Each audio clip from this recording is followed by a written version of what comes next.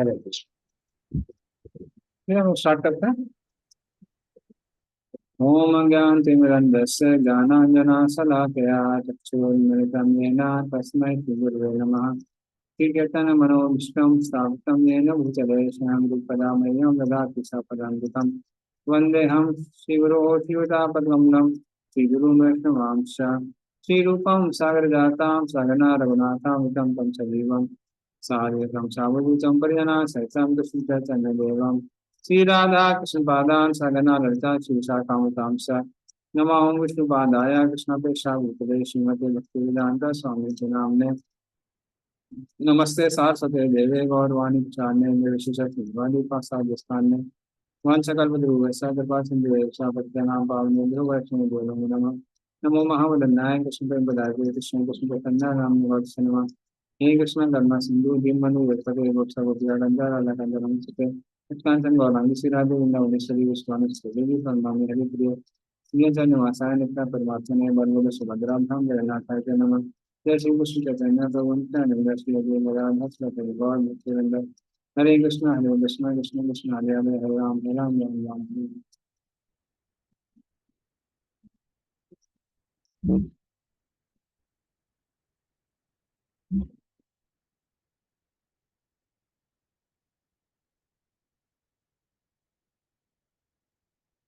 हरे कृष्ण। तो श्लोक नंबर 12 परिस्थिति महाराज के जो प्रश्न वो कंटिन्यू कर रहे हैं। यावान कल्पो विकल्पो वा यथा कालो अनुमीयते भूत भव्य भवच्छब्द आयुर्मानम च यत्सतः। पढ़िए इसका अर्थ और तात्पर्य। अनुवाद। कृपा के सृष्टि तथा प्रलय के मध्य की अवधि, कल्प तथा अन्य गौण सृष्टियों, विकल्पों, भ्रांत भविष्य शब्द से सूचित होने वाले काल के विषय में भी मुझे बताएं। साथ ही ब्रह्मांड के विभिन्न लोगों के विभिन्न जीवों यथा देवों, मनुष्यों इत्यादि की आयु की अवधि के विषय में भी मुझे बताएं। तात्पर्य: भूत, वर्तमान तथा भविष्य ये काल के विभिन्न अंश हैं जिनसे इस ब्रह्मांड पर तथा इसकी सारी की सारी साज सामग्री में से, जिसमें विभिन्न लोकों के प्राणी सम्मिलित हैं, जीवन की अवधि आयु सूचित होती है। हरे कृष्ण प्रभु। धन्यवाद। तो इस तरह से वो प्रश्न पूछ रहे हैं कि आप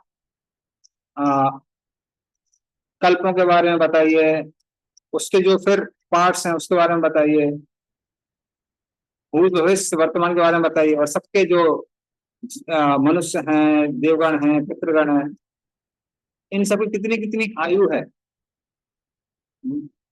तो कृपया करके हमको उस आयु के बारे में बताइए। नेक्स्ट श्लोक। कालस्यानुगतेर्यातु लक्ष्यते अन्वी प्रहति अपि यावत्यः कर्मगतयो यादृशीर्द्विजसत्तमा। पढ़िए इसका भी अर्थ। अनुवाद। कृपा करके मुझे काल की लघु तथा दीर्घ अवधियों एवं कर्म की प्रक्रिया के क्रम में काल के शुभारंभ के विषय में भी बताएं। ओके, तो इस तरह से फिर वो प्रश्न पूछते हैं आगे, काल के विषय में और प्रश्न पूछ रहे हैं। अनुगतः, तो समय कैसे आगे बढ़ता है उसके बारे में मुझे बताएं। अण्वी मतलब उसके छोटे छोटे डिविजन है, तो अण्वी भ्रातृ लिखा है। अण्वी मतलब छोटे डिवीजन, भातृ मतलब बड़े डिवीजन। तो छोटे छोटे डिवीजन कैसे होते हैं, जैसे परमाणु इत्यादि। बड़े बड़े डिवीजन होते हैं जैसे कल्प होते हैं, युग होते हैं। तो इन सब के बारे में हमको बताइए। फिर कर्म कहते हैं, जो व्यक्ति पुण्य करता है या पाप करता है उसके अनुसार व्यक्ति को कौन कौन सी गतियां प्राप्त होती हैं, तो कृपया करके उन गतियों के बारे में हमको बताएं। फिर उसके बाद में आ, हाँ, फिर शुद्ध भक्ति इत्यादि है, उसके क्या क्या डिविजन है, ये सारी चीजों के बारे में हम जानना चाहते हैं। इस तरह से वो प्रश्न पूछते हैं। ओके, अगला श्लोक।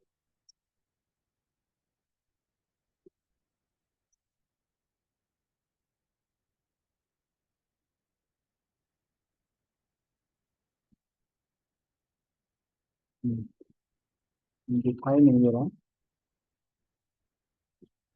हाँ, यस्मिन् कर्म समावायो यथा येनोपगृह्यते गुणानां गुणीनां व चैव परिणामम् अभीप्सिताम्। पढ़िए इसके बारे में। अनुवाद। इसके आगे आप कृपा करके बताएं कि किस प्रकार भौतिक प्रकृति के विभिन्न गुणों से उत्पन्न फलों का अनुपातिक संचय इच्छा करने वाले जीव पर अपना प्रभाव दिखाते हुए उसे विभिन्न योनियों में देवताओं से लेकर अत्यंत क्षुद्र प्राणियों तक को ऊपर उठाता या नीचे गिराता है। तात्पर्य। प्रकृति के भौतिक गुणों में समस्त कर्म और कर्मफल लघु तप में अथवा बृहद रूप में, लघु रूप में अथवा बृहद रूप में संचित होते रहते हैं और इस प्रकार इस संचित कर्मों के फल उसी अनुपात में प्रकट होते हैं। महाराज परीक्षित ब्राह्मण श्रेष्ठ सुखदेव गोस्वामी से पूछते हैं कि ये कर्म तथा उनके फल किस प्रकार घटित होते हैं, इसके लिए कौन सी विभिन्न विधियां हैं और वे किस अनुपात में कार्यशील होते हैं।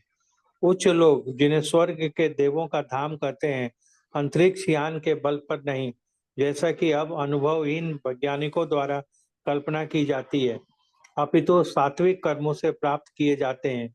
जिस लोक में हम अब रह रहे हैं उसमें भी जिस देश के लोग समृद्ध हैं उसके भीतर विदेशियों का प्रवेश प्रतिबंधित है।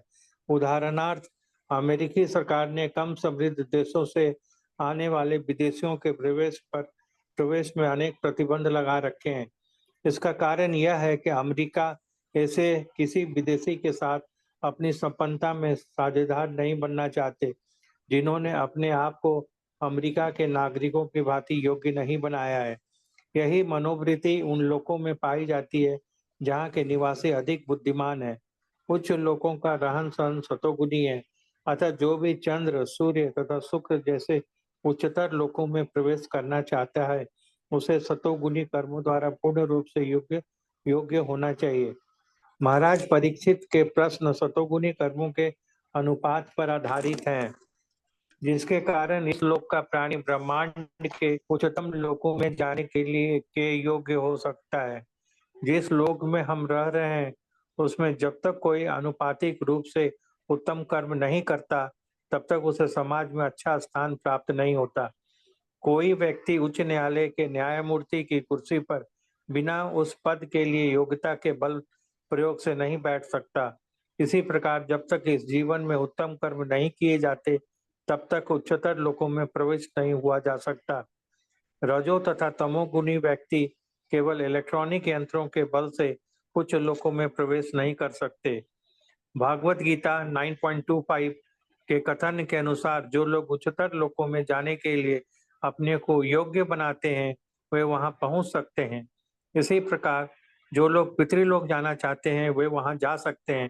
ठीक इसी प्रकार से इस पृथ्वी पर रहकर जो दशा सुधारना चाहते हैं वे ऐसा कर सकते हैं और जो लोग भगवान के धाम जाने के काम में लगे हैं वे वैसा परिणाम पा सकते हैं। सतोगुण में संपन्न समस्त कर्म, भक्ति युक्त शुभ कर्म, भक्ति युक्त ज्ञान का अनुशीलन, भक्ति योग तथा अंत में नितांत शुद्ध भक्ति के नाम से जाने जाते हैं। यह शुद्ध भक्ति दिव्य होती है और परा भक्ति कहलाती है। केवल इसी के द्वारा ईश्वर के दिव्य धाम को पाया जा सकता है। ऐसा दिव्य धाम कोई पौराणिक कल्पना नहीं है, अपितु उतना ही वास्तविक है जितना कि चंद्रमा। ईश्वर तथा ईश्वर के धाम को समझने के लिए मनुष्य में दिव्य गुण होना चाहिए। हरे कृष्ण प्रभु। धन्यवाद। तो इस तरह से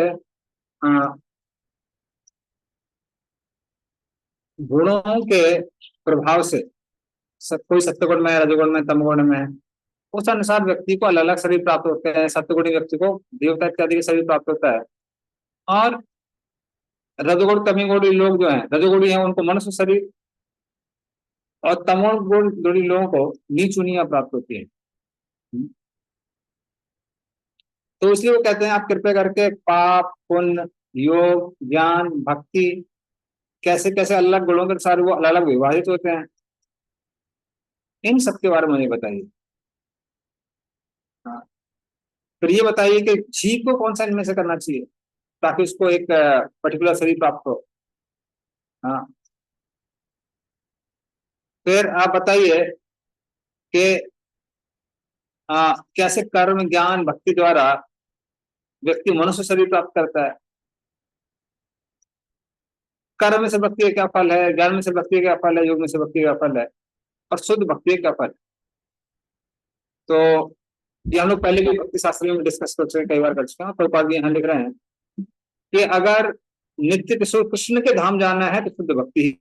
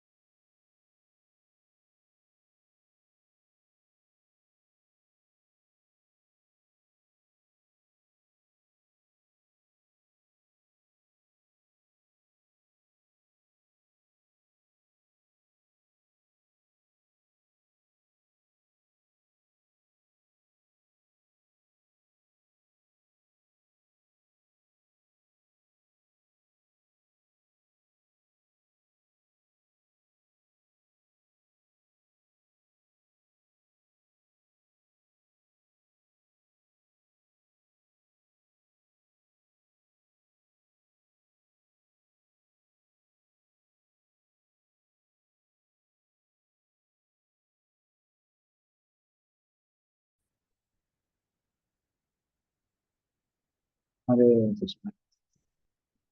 ठीक है, तो बारिश के कारण थोड़ा वीक चल रहा है नेटवर्क। Next topic.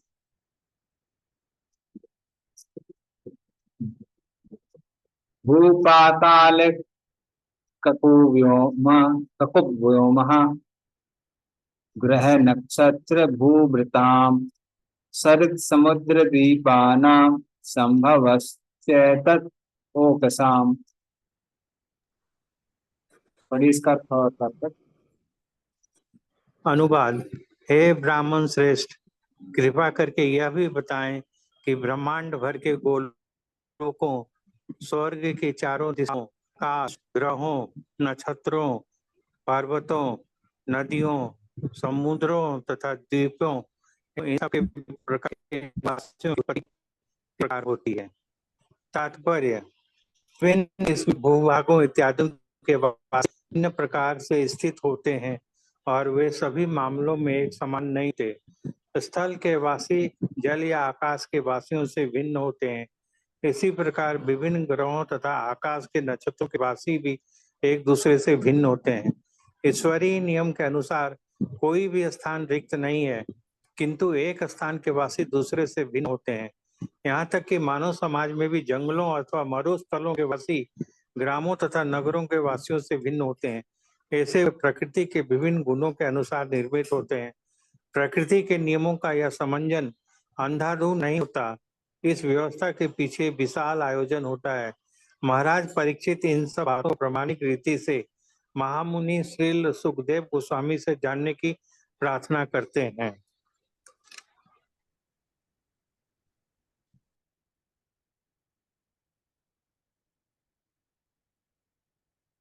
हरे कृष्ण। तो इस श्लोक में वो क्या पूछ रहे हैं, जैसे उन्होंने पिछले श्लोक में पूछा था कि अलग अलग ग्रह नक्षत्र कौन कौन से हैं, कौन कौन से लोग कहाँ कहाँ रहते हैं, द्वीपों में, पहाड़ों पे, नदियों में, सागरों में, उन सब के बारे में बताइए। तो कोई पूछ सकता है कि परीक्षित महाराज को इन सब चीजों में इंटरेस्ट क्यों है। उनको क्यों इंटरेस्ट है, क्योंकि हर जगह पे अलग अलग भक्त रहते हैं, निवास करते हैं। और वो उन सब भक्तों के बारे में सुनना चाहते हैं। हम फर्स्ट कैंटो में देखेंगे कई बार हमारे जो भक्त कॉस्मोलॉजी में बहुत इंटरेस्टेड है, कई बार भागवतम के 5वां स्कंद पढ़ते हैं, उसमें काफी डिटेल दिया हुआ है, लेकिन चीजें एकदम कंप्लीट नहीं है, वो देख के दुखी हो जाते हैं।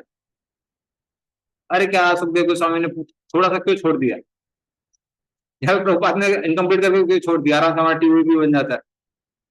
तो वहां पे आप देखेंगे, जब हम लोग फर्स्ट कैंटो पढ़ेंगे, तो उन्होंने ऐसा क्यों किया है, क्योंकि गोल ही ये था। यहाँ पर परीक्षित महाराज इन सब चीजों के बारे में इसलिए पूछ रहे हैं जिनका वर्णन 5वें स्कंद में किया गया है, क्योंकि वहां पे निवास करने वाले भक्तों के बारे में वो सुनना चाहते हैं।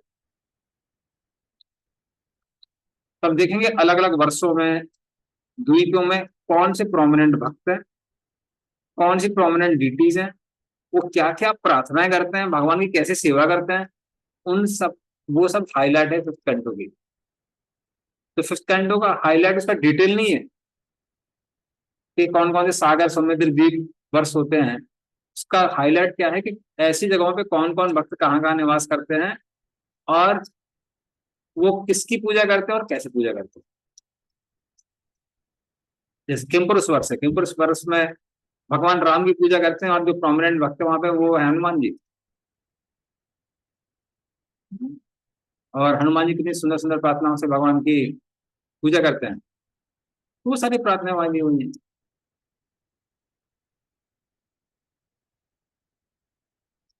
ना धन मनु लो मैं तो ना सौभागम, तो बहुत सारी सुंदर सुंदर प्रार्थना, वो बाद में पढ़ेंगे। ओके, तो नेक्स्ट श्लोक है। हरे कृष्ण प्रभु जी, एक चीज पूछना था हाँ जी। कि यहाँ पर बताया गया है कि विभिन्न जगह के निवासियों के बारे में, तो क्या प्रभु जी सर्ग विसर्ग के बाद जो स्थानम आता है, तो यह हाँ स्थानम के अंतर्गत आएंगे? हाँ जी, हाँ जी, स्थानम का अंदर, और इसका जी स्थानम प्रभु का सारा डिटेल उस कैंटो में दी हुई जी प्रभु जी, धन्यवाद। है। Thank you। तो सर्ग विसर्ग के बारे में वो पूछ चुके हैं, अब स्थानों के बारे में पूछते हैं। अगला श्लोक। प्रमाणम अंडकोशस्य बाह्याभ्यंतर भेदतः महतां चानुचरितम वर्णाश्रम विनिश्चयः।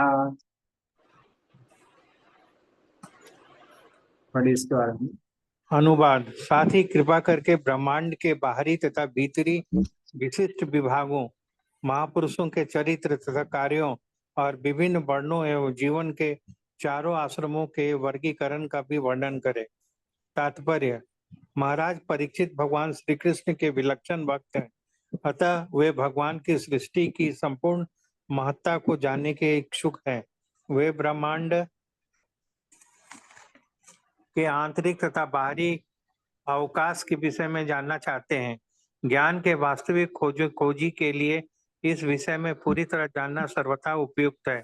जिनका यह मत है कि भगवत भक्त मात्र भावनाओं से संतुष्ट हो जाते हैं, वे महाराज परीक्षित की जिज्ञासाओं से यह देख सकते हैं कि विशुद्ध भक्त वस्तुओं को पूरी तरह जानने के लिए कितनी उत्सुक रहते हैं। आधुनिक विज्ञानी जब ब्रह्मांड अंतरिक्ष के आंतरिक अवकाश के विषय में जान पाने में अक्षम है, तो फिर ब्रह्मांड को आच्छादित करने वाले अंतरिक्ष अवकाश के विषय में क्या कहा जा सकता है।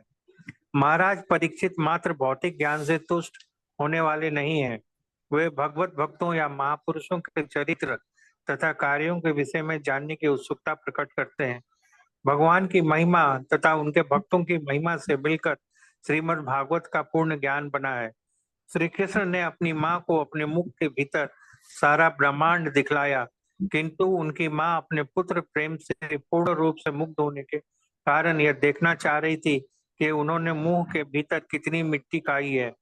किंतु भगवत कृपा से भक्त लोग भगवान के मुख के भीतर ही ब्रह्मांड की सारी वस्तुएं देखने में सक्षम होते हैं।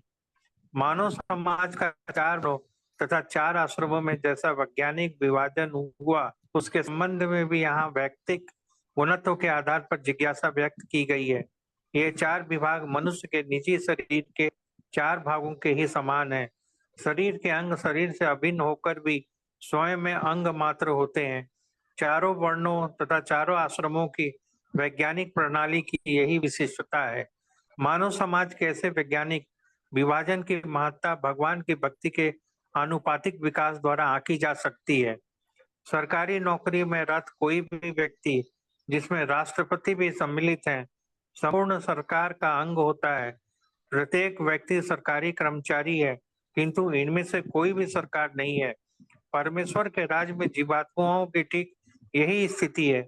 कोई भी व्यक्ति कृत्रिम रूप से भगवान के पर अधिकारी नहीं बन सकता, किंतु प्रत्येक व्यक्ति परमेश्वर की सेवा के मित्र। हरे कृष्ण प्रभु। धन्यवाद। तो इस तरह से अब वो पूछ रहे हैं कि प्रमाणम अंडकोश से बाह्याभ्यंतर भेदता, इस ब्रह्मांड के अंदर की डायमेंशन क्या क्या है, बाहर बाहर की बाहर डायमेंशन क्या है, तो ये सब हमको बताइए। फिर उसके बाद में जो महापुरुष हैं उनके चरित्र के बारे में बताइए, महाताम चाणु चरितम। फिर वर्णाश्रम धर्म के बारे में बताइए, वर्णाश्रम धर्म की क्या परिभाषा है। तो हम देखते हैं 5वें स्कंद में ये सब आएगा, और फिर वर्णाश्रम के बारे में भी आएगा, 7वें स्कंद में आता है। जो लास्ट के 5 चैप्टर हैं वो वर्णाश्रम के बारे में बताते हैं। और वर्णाश्रम धर्म के जो डिटेल्स हैं वो कर्म मिश्र भक्ति, ज्ञान मिश्र भक्ति के लिए बहुत महत्वपूर्ण है, खासकर कर्म मिश्र भक्ति के लिए। और जो ब्रह्मांड की डिटेल्स हैं वो ज्ञान मिश्र भक्ति के लिए बहुत महत्वपूर्ण है, क्योंकि ऐसे लोग भगवान कितने विशाल हैं, अनगिनत हैं, ये जानना चाहते हैं। और हालांकि शुद्ध भक्ति के लिए भी अनुकूल है, क्योंकि ये सब कृष्ण से संबंधित है। तो जानना चाहते हैं कि ब्रह्मांड कितना बड़ा है, और इतना बड़ा होने के बावजूद वो भगवान के पेट में, सब कोई भगवान के पेट में है। तो हम समझ सकते हैं कि भगवान आकार कितना विशाल होना चाहिए, लेकिन उसके बावजूद वो एक छोटे से बालक के रूप में आते हैं। तो इसलिए जब हम दोनों चीजें समझते हैं, भगवान कितने महान हैं, फिर भी अपनी महानता को कितने एक्सपर्टाइज, कितने अच्छे से छुपा लेते हैं, उसमें रस आता है। इसलिए परीक्षित महाराज ये सारे डिटेल जानना चाहिए। नेक्स्ट श्लोक। प्रभु जी, हाँ। हम लोग जब ये सेकंड कैंटो या थर्ड कैंटो, ये जो सब क्रिएशन से रिलेटेड जो है वो बहुत ज्यादा माइंड बॉगलिंग लगता है, मतलब बहुत ज्यादा, मतलब टफ लगता है। और जब हम लोग ये सब लीला सुनते हैं कि भगवान के पेट में सारे ब्रह्मांड हैं, या उनके मुंह में मैया सब सब कुछ देखती है, तो हम लोग सिंपल से लगती है लीला। लेकिन वो एंड में आता है और ये क्रिएशन वाला पोर्शन शुरू में आता है। जनरली बोलते हैं ना कि, तो मतलब ये क्रम जो है वो तो सुखदेव गोस्वामी बहुत समझ के ही बताए होंगे। तो क्या, क्यों ऐसा हम लोग ये सिंपल, जो कठिन है वो सिंपल लगता है, जो सिंपल है वो क्यों कठिन लगता है? ओके, एक्चुअली प्रॉब्लम क्या है कि अगर हम डायरेक्टली उन स्वीट पास्तान को सुनेंगे भी तो हमको स्वीटनेस, हम आनंद नहीं ले पाएंगे। उसका रीजन क्या है, क्योंकि हम लोग चीजों को भौतिक दृष्टि से देखने लगते हैं। जैसे ऐसा नहीं है कि सिर्फ हम और आपको पसंद है, बाहर के लोगों को भी ये जो भगवान की मधुर लीलाएं हैं वो पसंद आती है, और इसमें कोई दो राय नहीं है। फिर भी हम कई बार देखते हैं कि उनकी लाइफ में कई बार ट्रांसफॉर्मेशन नहीं दिखाई देता है। और वो ट्रांसफॉर्मेशन नहीं दिखने का मेन कारण ये है कि वो लोग भगवान की लीलाओं को भी साधारण समझ बैठते हैं। वो दिक्कत हो जाती है। देखिए आप बहुत, मतलब आपने सुना भी होगा, कई, मैं तो कई हाउस प्रोग्राम में गया हूँ और बाहर भी सुना है, कुछ भी लोग बोलने लगते हैं, हाँ प्रभु जी ये हमारी पोती है, ये भी राधा है, ये भी राधा है, और ये हमारा जो पोता है ना ये भी कन्हैया है, ये भी कन्हैया है। तो इस तरह से लोग बात बोलते रहते हैं, जैसे कृष्ण और राधा रानी बहुत कॉमन है, बहुत चीप है। और वो सारी समस्या इसलिए है क्योंकि लोग ये नहीं समझते हैं कि भगवान, उनको मालूम है महान है, पर उस महान का मतलब क्या होता है वो लोगों को पता नहीं है। इसीलिए वो क्या करते हैं, सुखदेव गोस्वामी, आ, पहले हम उसको वो पिनाकल में लेके जाते हैं जहां हम समझ सके डिटेल में कि भगवान कितने महान है, और उनकी महानता के डिटेल्स को हम समझ सके। और जब वो समझ लेते हैं तब वाकई में हम उनकी मधुरता का आस्वादन कर सकते हैं। तो जब तक वो कंट्रास्ट नहीं रहेगा तब तक हम उस मधुरता को समझ नहीं पाएंगे।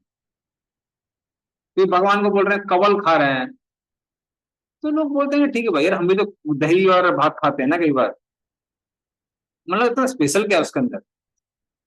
लेकिन जब समझ में आता है कि अरे वो भगवान जिनके लिए संसार के सारे बड़े बड़े बड़े भोग उपलब्ध हैं, वो कवल खा रहे हैं, तो वो कंट्रास्ट क्या करता है, वो कंट्रास्ट पर हमको आनंद देता है। लेकिन नॉर्मली भी आप देखेंगे, जैसे अभी मैं टीचिंग कर रहा हूँ फिजिक्स की, तो जो स्टूडेंट है कई बार सोचते हैं, और जब मैं स्टूडेंट था मैं भी सोचता था, मैं सोचता अरे वाह ये क्या है, हमारे लिए 3-3 सब्जेक्ट है फिजिक्स केमिस्ट्री में, सर के लिए एक ही सब्जेक्ट है। दूसरा बात क्या है कि वो पढ़ के पढ़ा सकते हैं, कोई दिक्कत नहीं है, हाँ, उनका तो कोई एग्जाम होने वाला नहीं है। हम लोग 3-3 सब्जेक्ट हैं, पढ़ने हैं, फिर एग्जाम भी देना है ना, हमारे लिए चीज मेरी टफ है और उनके लिए इतनी आसान है। हाँ आसान है, पर वो क्यों, वो पूरी प्रोसेस से होके जो कि कठिन थी उसके बाद उसके लिए आसान हुई। तो या फिर कई बार हम लोग देखते हैं कि आ, कुछ जॉब्स ऐसी रहती हैं, जैसे मान लीजिए टिकट कलेक्टर्स वगैरह होते हैं, खासकर आप लोग हम मान लीजिए सिनेमा हॉल वगैरह में लोग टिकट टिकट बेचते रहते हैं ना, जो बाहर के लोग आते होते हैं, अरे ये क्या है, हम लोग लाइन में खड़े हुए, वो आराम से बैठा बैठा टिकट बांट रहा है। वो बांट रहे हैं पर वो कोई और तरह की लाइफ में पेंस ले रहा है। तो इसलिए जब तक वो प्यूरिफिकेशन नहीं होता है, वो ट्रेनिंग नहीं होती, ट्रेनिंग इज ऑलवेज टफ। तो वो भले ही आध्यात्मिक जीवन में हो या भौतिक जीवन में हो, ट्रेनिंग हमेशा टफ होती है।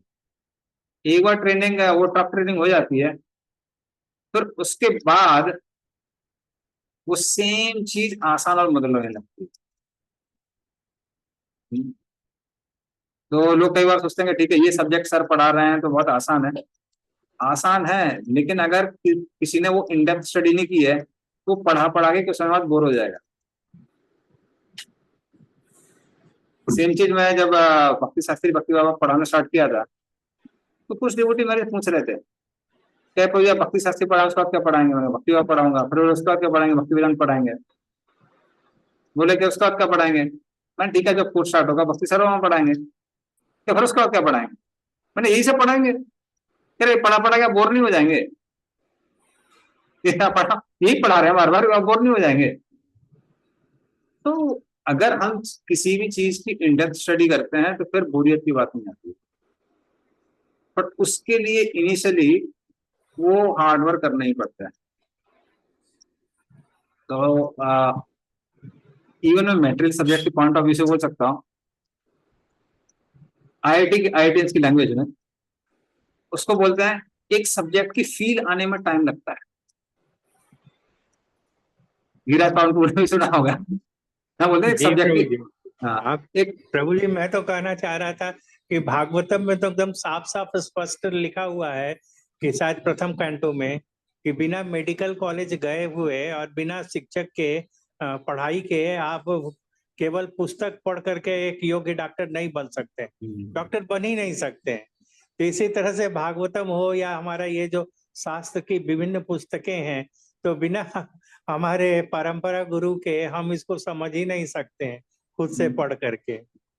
और तो ये प्रभु जी, इवन कृष्ण भगवान के समीप रहने वाले ग्वाल बाल भी उनकी महिमा को नहीं समझ सके, क्योंकि जब उन्होंने गोवर्धन पर्वत उठाया था तो 7 दिन के बाद ग्वाल बाल कहते हैं कि अरे कन्हैया तुमने कहाँ उठाया है, हम लोगों ने भी तो अपना छड़ी लगाया था, इसमें हमारा छड़ी भी तो सपोर्ट ले रहा था, तो अकेले तुमने कैसे उठाया।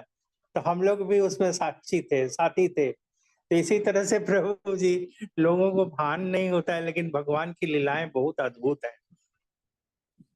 और खुद भगवान की लीलाएं भगवान भी सुनते हैं तो आश्चर्यचकित हो जाते हैं जैसे द्वारका में जब उनकी माता बता रही थी और सुभद्रा रानी जो है वो पहरा दे रही थी, तो कृष्ण बलराम आ गए और वो अपनी लीला सुन के ही उनकी आंखें जो है बिल्कुल फैल गई, जैसा कि जगन्नाथ मूर्ति में भी दिखाया गया है ना प्रभु जी ऐसी बात?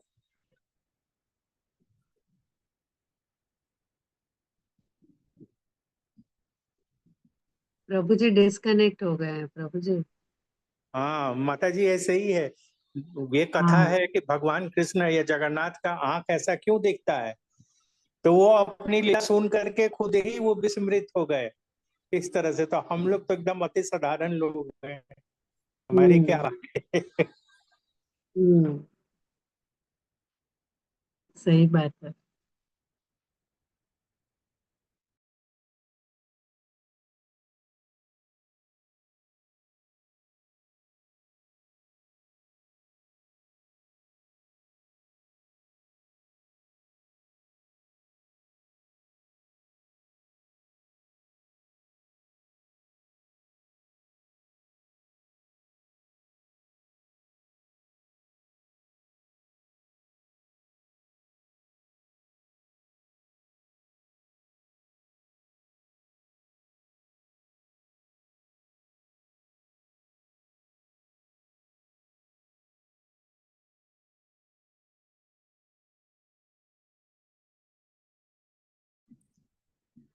प्रभु जी डिस्कनेक्ट हो गए।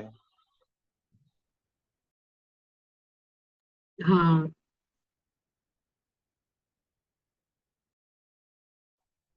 आई थिंक ना वो इंटरनेट का कुछ प्रॉब्लम है।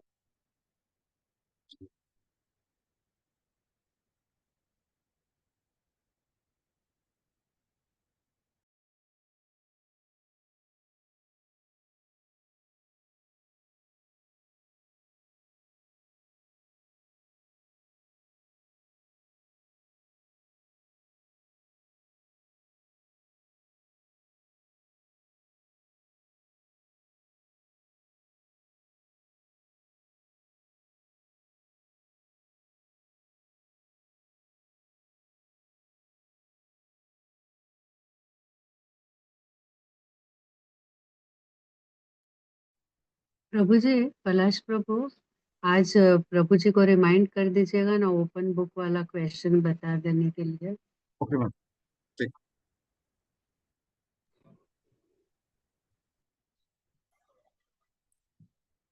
ये ओपन बुक वाला भी बता दीजिएगा प्रभु जी, यूनिट 5 का नहीं आया है, और श्लोका। यस प्रभु जी, मैं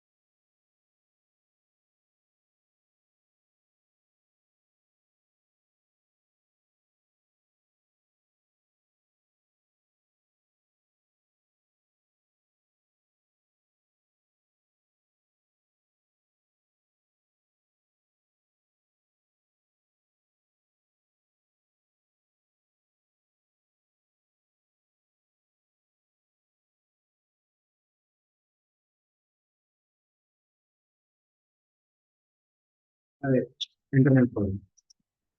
ओके, ठीक है, जस्ट मैं कंटिन्यू करता हूँ उसका आंसर। तो उस तरह होता क्या है एक्चुअली, वो हम लोग नॉर्मल सब्जेक्ट्स में देखा और भागवतम में तो खासकर एकदम सत्य है कि जैसे जितनी बार हम पढ़ते हैं, पहली बार तो कई बार सिर्फ एक बार अगर आप भागवतम पढ़ी उसमें अवेयरनेस आती है। अवेयरनेस मतलब समझ में आता है कौन कौन से टॉपिक कहाँ हैं, किसका क्या मतलब है, कुछ बेसिक्स क्लियर होते हैं। तो हम बार बार पढ़ते पढ़ते पढ़ते रहते हैं, तब असलियत में समझ में आता है कि भाई भागवतम में क्या दिया होगा। जैसे कई भक्तों का कई बार कंप्लेंट क्या होता है, जो लोग ज्यादा प्रभुपाद बुक नहीं पढ़ते हैं, वो कहता है प्रभुपाद ने सब जगह एक ही ऐसी चीज लिखी हुई है, सारी चीजें रिपीट हो रही हैं। वो उसके लिए जो फर्स्ट टाइम स्टडी कर रहा है और सुपरफिशियल स्टडी कर रहा है। लेकिन जो इन डेप्थ स्टडी करता है ना, तब उसको समझ में आता है कि वो अप्रिशिएट कर पाता है कि प्रभुपाद ने क्या तात्पर्य दिया इसमें, ना इससे बेटर मीनिंग नहीं हो सकती। तो इट टेक्स टाइम, मतलब वो एफर्ट डालने पे ही फिर वो रस आता प्रभु जी ये भी इतना ही सत्य है। मुझे तो 40 साल का टीचिंग एक्सपीरियंस है हायर स्टडीज का, लेकिन हम भी प्रतिदिन कुछ ना कुछ सीखते हैं प्रभु जी। है।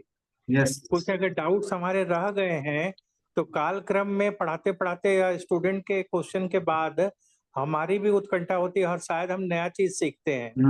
और दो तरह के श्रोता होते हैं प्रभु जी। विदुर मैत्रेय संवाद में खास करके बताया गया है कि एक श्रोता ऊब जाते हैं, कहते हैं कि अब ये कथा भगवत कथा कब समाप्त होगा, और दूसरा है कि उनको इतना रस आता है कि और कहिए और बताइए, मतलब अंतहीन वो चला जाता है, चलता जाता है, चलता जाता है। जैसा कि विदुर जी ने मैत्रेय जी से प्रश्न पूछना शुरू किया तो वो सुनते जा रहे थे, कोई अंत ही नहीं हो रहा था, है ना प्रभु जी? बिल्कुल बिल्कुल। सेम हम देख रहे हैं, पूरा चैप्टर क्वेश्चन ही चैप्टर है। परीक्षित महाराज इतने क्वेश्चन पूछ रहे हैं, पूरा चैप्टर क्वेश्चन से चैप्टर है। हनुमंत प्रेषक महाराज एक लाइन बोलते हैं जो कि यूनिवर्सिटीज में बहुत पॉपुलर है। Universities are made for the teachers to learn. वहां ये नहीं बोलते हैं कि students to learn, university are made for teachers to learn. तो सेम चीज यहाँ पे भी है।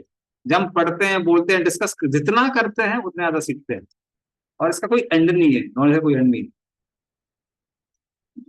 भागवत प्रत्येक श्लोक नाना अर्थ का है। भागवतम का एक एक श्लोक के बहुत सारे अर्थ है। इसलिए चैतन्य महाप्रभु ध्रुव चरित्र, प्रहलाद चरित्र को 100 बार सुनते थे। कोई नई चीज मिल रही तभी सुन रहा है ना। तो इसलिए नॉलेज को हम जितना डेप्थ में पढ़ेंगे, या फिर डेप्थ में पढ़ेंगे तभी आनंद आएगा, सुपरफिशियल पढ़ने में आनंद नहीं। चलिए आगे चलते हैं। युगानि युगमानं च धर्मो यश्च युगे युगे अवतारानुचरितम् यद आश्चर्यतमं हरेः।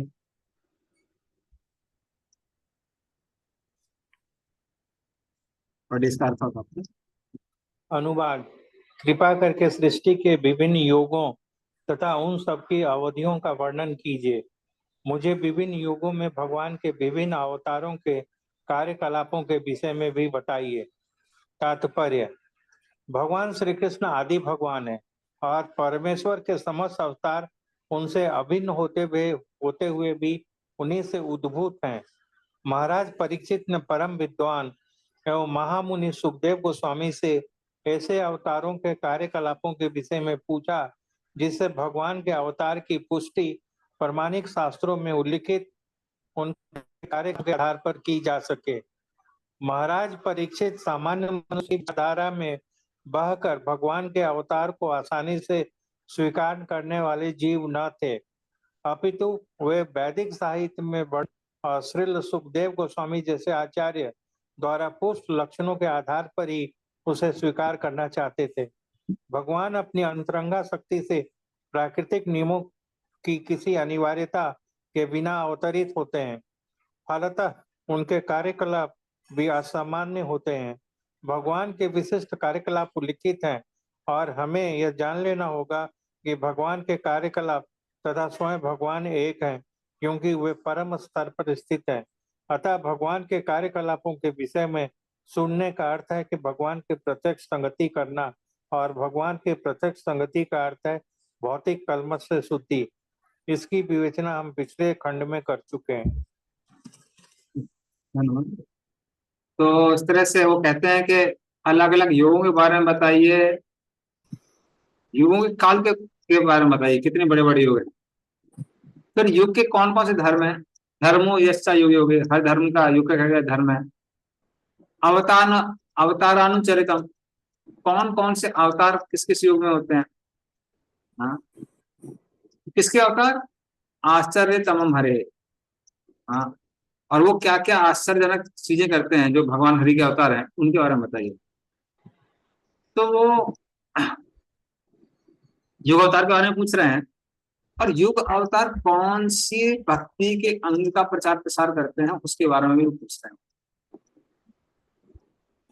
क्योंकि अगर आप शास्त्रों को पढ़ेंगे तो शास्त्रों में एक एक जो विधि है, जैसे भक्ति की एक विधि है, उसका ऐसे ऐसे रिजल्ट लिखे हुए हैं जिसको कोई पढ़ेगा तो पागल हो जाएगा, उसको लगेगा इसके अलावा संसार में कुछ सही नहीं। तो अगर आप धामवास की बात करते हैं तो मात्र वृंदावन में रहने से व्यक्ति को, अगर उसने कोई अपराध भी किया है तो वहां पर पशु पक्षी बनता है, उसके बाद वो भगवत धाम चला जाता है। वृंदावन के मिट्टी की बनी हुई घड़े का भी पानी पीता है, उससे व्यक्ति को राधा कृष्ण की अंतरंग लीला में प्रवेश करने को मिलता है। तो ऐसे ऐसी चीजें डिटेल दी हुई हैं शास्त्रों में, कोई सुनेगा पागल हो जाएगा, उसको लगा यही बहुत है। फिर अगर कोई वीडियो के बारे में सुनेगा, उसके जो डिटेल दिए हुए हैं, वो व्यक्ति आश्चर्यचकित हो जाएगा। तुलसी महारानी की प्रदक्षिणा करने से क्या होता है? ज्ञानी कहानी चापा पानी ब्रह्म हत्या कहानी चाह, ब्रह्म हत्या तक के पाप खत्म हो जाते हैं, व्यक्ति को कृष्ण की प्राप्ति होती है। इसलिए जब राधा रानी को भी कृष्ण की प्राप्ति करनी थी तो उन्होंने तुलसी दल उगाए, तुलसी की पूजा की। तो कोई भी एक अंग देखा जाए तो बहुत पोटेंट है, लेकिन हर युग में उस समय के ऑडियंस के अनुसार, उनकी मनोवृत्ति के अनुसार, उनकी क्षमता के अनुसार अलग अलग युग अवतार आके अलग अलग अंग का प्रचार प्रसार करते हैं। जैसे चैतन्य महाप्रभु के केस में बहुत क्लियर है, तार मध्य सर्वश्रेष्ठ नाम संकीर्तन निरपराधे नाम ले ले पाए कृष्ण। वो आते हैं और हरिनाम संकीर्तन का प्रचार प्रसार करते हैं, तो बहुत क्लियर है। तो उन सब के बारे में कहते हैं, हम डिटेल में सुनना चाहते हैं, कौन कौन कितने बड़े बड़े योग हैं, क्या क्या उनके नाम हैं, कौन कौन से योगाकार आते हैं, और वो भक्ति के कौन कौन से अंग का प्रचार प्रसार। नेक्स्ट श्लोक।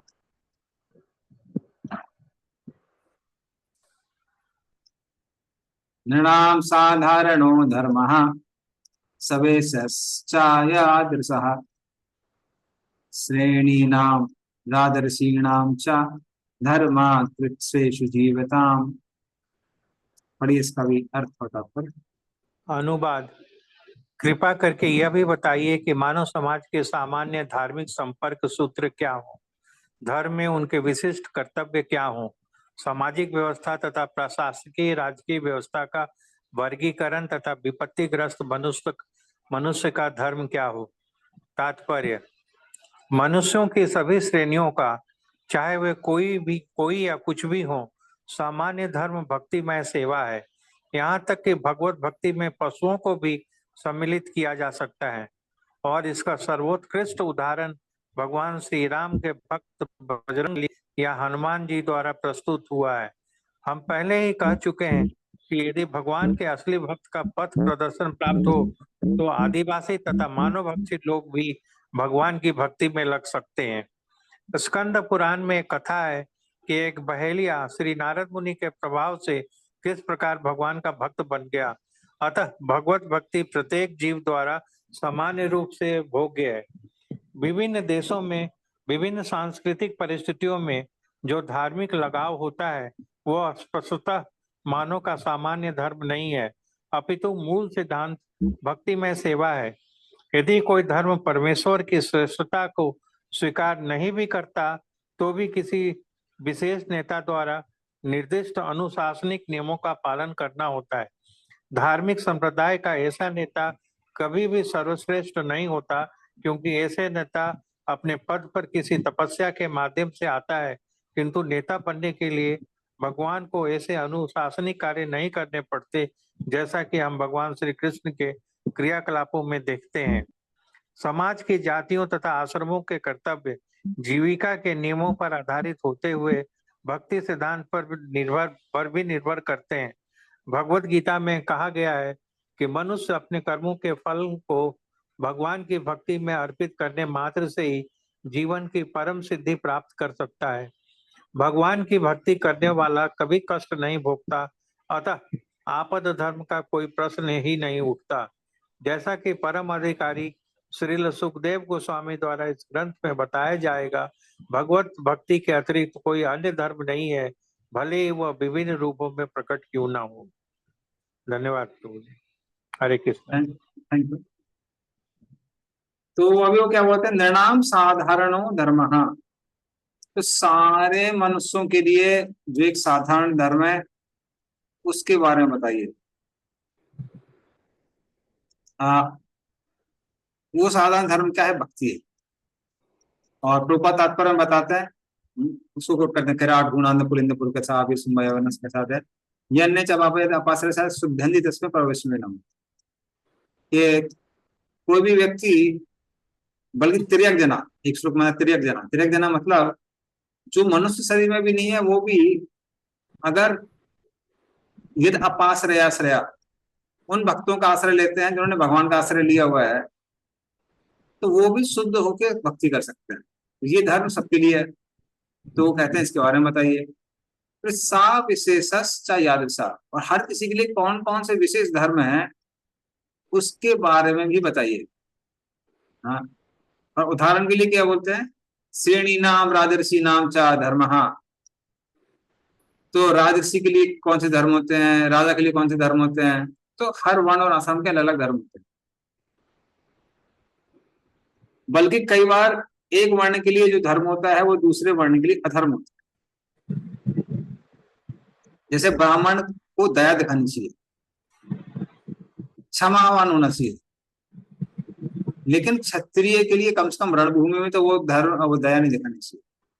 अगर वो रणभूमि में दया दिखाने लगा तो जो दुष्ट लोग हैं वो निर्दोष जनता को लूट के लेके चले जाएंगे, उनका शोषण करें।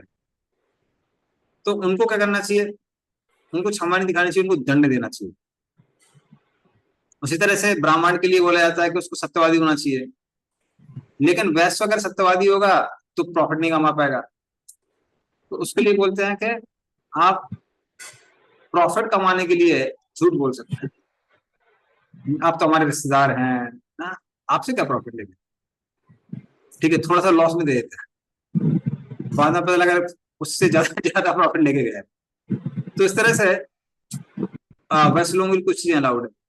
तो इसलिए वो कहते हैं कि हर वर्ण और आश्रम विशेष के लिए क्या क्या धर्म बने हुए हैं उनके बारे में बताइए। और फिर प्रभुपाद जी बताते हैं आगे। प्रभुपाद ने बेसिकली विश्वान चक्रवर्ती ठाकुर की कमेंट्रीज पे कमेंट्री दी है। तो प्रभुपाद बोलते हैं कैसे जो लोग वर्णाश्रम धर्म का भी पालन कर रहे हैं उनको भी भक्ति करनी चाहिए, ताकि उनको अपना लक्ष्य प्राप्त हो सके। जैसे सकाम कर्मयोगी सांसारिक सुख चाहते हैं, या तो इस जगत में या फिर स्वर्गलोक में, और जो थोड़े आध्यात्मवादी होते हैं वो ब्रह्म में प्रवेश करना चाहते हैं। तो इन लोगों को भी क्या करनी चाहिए, भक्ति करनी चाहिए, ताकि वो अपने अपने लक्ष्य को प्राप्त कर सके। तो इस तरह से वो डिटेल में पूछ रहे हैं, इन सब के बारे में बताइए। और फिर आपद धर्म के बारे में बताइए, डिटेल बाद में पढ़ेंगे। तो आपद धर्म कौन से धर्म होते हैं, इमरजेंसी। अभी ब्राह्मण ब्राह्मण के कार्य से अपना घर नहीं चला पा रहा है, जैसे आजकल होता है। हमारे बहुत सारे डिवोटी, मैं भी एक टाइम पे सोच रहा था कि सिर्फ भागवतम पढ़ा के अपना जीवन यापन करेंगे तो अच्छा रहेगा, वो पॉसिबल नहीं होता है। हमारे मंदिर के ब्रह्मचारी थे, वो ट्राई कर रहे थे, तो एक मारवाड़ी जी के शादी में गए वो, और पूरी शादी कंडक्ट की उन्होंने, और शादी कंडक्ट करने के बाद उनको दक्षिणा मिली 4,000 रुपये, जबकि वो पूरा सामान लेके आए थे और गए भी थे। तो वो बोल रहे कि इवन मेरा लॉस हो रहा था।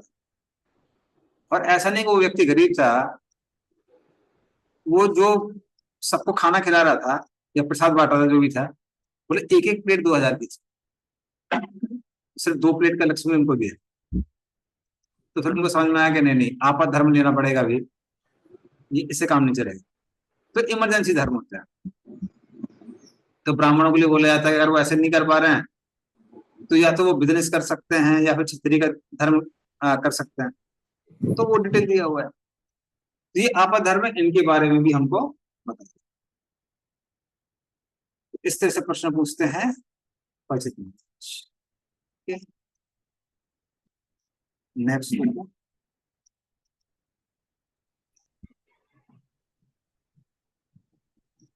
तत्त्वानां परिसंख्यानां लक्षणं हेतु लक्षणं पुरुषाराधन विधि योगस्याध्यात्मिकस्य च। पढ़िए। अनुवाद। कृपा करके सृष्टि के तत्व मूलक सिद्धांतों, इन सिद्धांतों की संख्या, इनके कारणों तथा इनके विकास और इनके साथ साथ भक्ति की विधि तथा योग शक्तियों की विधि के विषय में भी बताइए। हरे कृष्ण प्रभु। तो तत्वानाम, तो जो भी स्थूल तत्व हैं, सूक्ष्म तत्व हैं, इन सब के बारे में बताइए। लक्षणम, इनके क्या क्या स्वरूप हैं उसके बारे में बताइए। पर हेतु लक्षणम, हाँ, कैसे इनके द्वारा अलग अलग इफेक्ट्स प्रोड्यूस होते हैं, हाँ, तो उसके बारे में बताइए। जैसे कुछ स्वरूप लक्षण होते हैं, कुछ तटस्थ लक्षण होते हैं, जिसको हम लोग बोलते हैं मेन कॉज, प्राइमरी कॉज और सेकेंडरी कॉज। कॉज नहीं बोलेंगे, primary effects and secondary effects, इन सब के बारे में बताइए। पुरुष और तौरंग के बारे में बताइए। और योगस्य आदि आध्यात्मिक च, योग में सिर्फ भक्ति के बारे में बताइए। तो इन सब के बारे में वो डिटेल पूछते हैं। नेक्स्ट श्लोक है,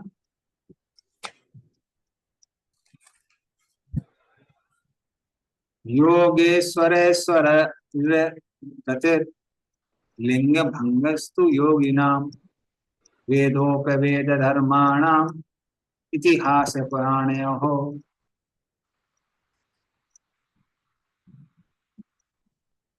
और इसका अर्थ होता है। अनुवाद। महान योगियों के ऐश्वर्य क्या है और उनकी परम गति क्या है? पूर्ण योगी किस प्रकार सूक्ष्म शरीर से विरक्त होता है? इतिहास की शाखाओं तथा पूरक पुराणों समेत वैदिक साहित्य का मूलभूत ज्ञान क्या है? तात्पर्य। योगेश्वर 8 प्रकार की सिद्धियां प्रदर्शित कर सकता है, जिनमें परमाणु से भी सूक्ष्म बनना या पंख से भी हल्का होना, इच्छानुसार वस्तु को प्राप्त करना और जहां भी इच्छा हो चले जाना, आकाश में किसी लोक का निर्माण करना इत्यादि कृत्य सम्मिलित हैं। ऐसे अनेक योगेश्वर हैं जो ऐसी भिन्न भिन्न सिद्धियों में दक्ष होते हैं, किंतु इनमें से सर्वश्रेष्ठ हैं शिव जी। शिव जी सर्वश्रेष्ठ योगी हैं और सामान्य जीवों से कहीं बढ़कर अद्भुत कार्य करने वाले हैं। भगवत भक्त योग शक्तियों का प्रत्यक्ष रूप से अभ्यास नहीं करते, किंतु भगवत कृपा से वे दुर्वासा मुनि जैसे महान योगेश्वर को परास्त कर सकते हैं, जो महाराज अम्बरीश से झगड़ा मोल लेकर उन्हें अपनी योग शक्ति की अद्भुत उपलब्धियां दिखाना चाहते थे। महाराज अम्बरीश भगवान के शुद्ध भक्त थे, अतः भगवान ने अम्बरीश महाराज द्वारा किसी प्रयास के बिना ही उन्हें योगेश्वर दुर्वासा मुनि के रोष से बचा लिया और मुनि को राजा से क्षमा मांगनी पड़ी। इसी प्रकार जब द्रौपदी को कुरु लोग मिलकर भरी सभा में नग्न करके देखना चाह रहे थे, तो भगवान ने इस संकट की घड़ी में अशेष साड़ी प्रदान करके रक्षा की थी, और द्रौपदी को तो किसी योग शक्ति का ज्ञान भी नहीं था। अतः भगवान की असीम शक्ति के बल पर भक्त भी योगेश्वर होते हैं। ठीक उसी तरह जिस प्रकार बालक अपने माता पिता की शक्ति से शक्तिशाली बनता है, वे किसी कृत्रिम उपाय से अपनी रक्षा नहीं करते, किंतु माता पिता के अनुग्रह से बच जाते हैं। महाराज परीक्षित ने ब्राह्मण श्रेष्ठ सुखदेव गोस्वामी से ऐसे महान योगियों के परम गंतव्य के विषय में, अथवा वे जिस प्रकार अपने प्रयासों से या भगवत कृपा से ऐसी अद्वितीय शक्तियां प्राप्त करते हैं, उसके विषय में भी प्रश्न किए। उन्होंने सूक्ष्म तथा स्थूल भौतिक शरीर से उनकी विरक्ति के विषय में भी प्रश्न किए। उन्होंने वैदिक ज्ञान के सार के विषय में भी जिज्ञासा प्रकट की। जैसा कि भगवत गीता 15.15 में कहा गया है, समस्त वेदों का सार पूर्ण पुरुषोत्तम भगवान को जानना और इस प्रकार भगवान का दिव्य रूप प्रिय दास बनना है। हरे कृष्ण प्रभु। हाँ, तो वो क्या कहते हैं कि जो भगवान के महान भक्त हैं योगेश्वर, योगेश्वर जनरली शिव जी को कहा जाता है, जिनके पास योग साधना के बाद बहुत सारी शक्तियां आई हैं। तो उनके बारे में बताइए। प्रभुपाद बताते हैं कि यहाँ पे जो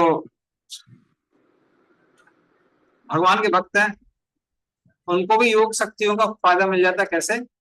क्योंकि जो योगेश्वरों के भी ईश्वर हैं कृष्ण, उनकी सहायता भक्त को प्राप्त हो जाती है, जैसे कि द्रौपदी को प्राप्त हुई। तो उस असत सभा में जब वो उसको निवस्त करने का प्रयास किया जा रहा था, उसने भगवान को पुकारा और भगवान ने इतनी सारी साड़ी सप्लाई की। फिर बताइए कि कैसे व्यक्ति का सूक्ष्म शरीर नष्ट हो सकता है, जिसके कारण उसको शांत भक्ति प्राप्त होगी, शांत रस की भक्ति प्राप्त होगी। इसके बारे में बताइए।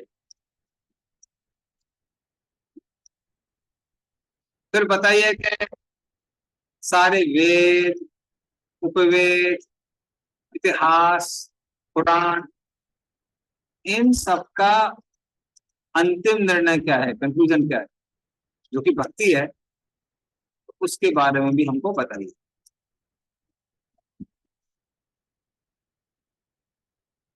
अगला श्लोक।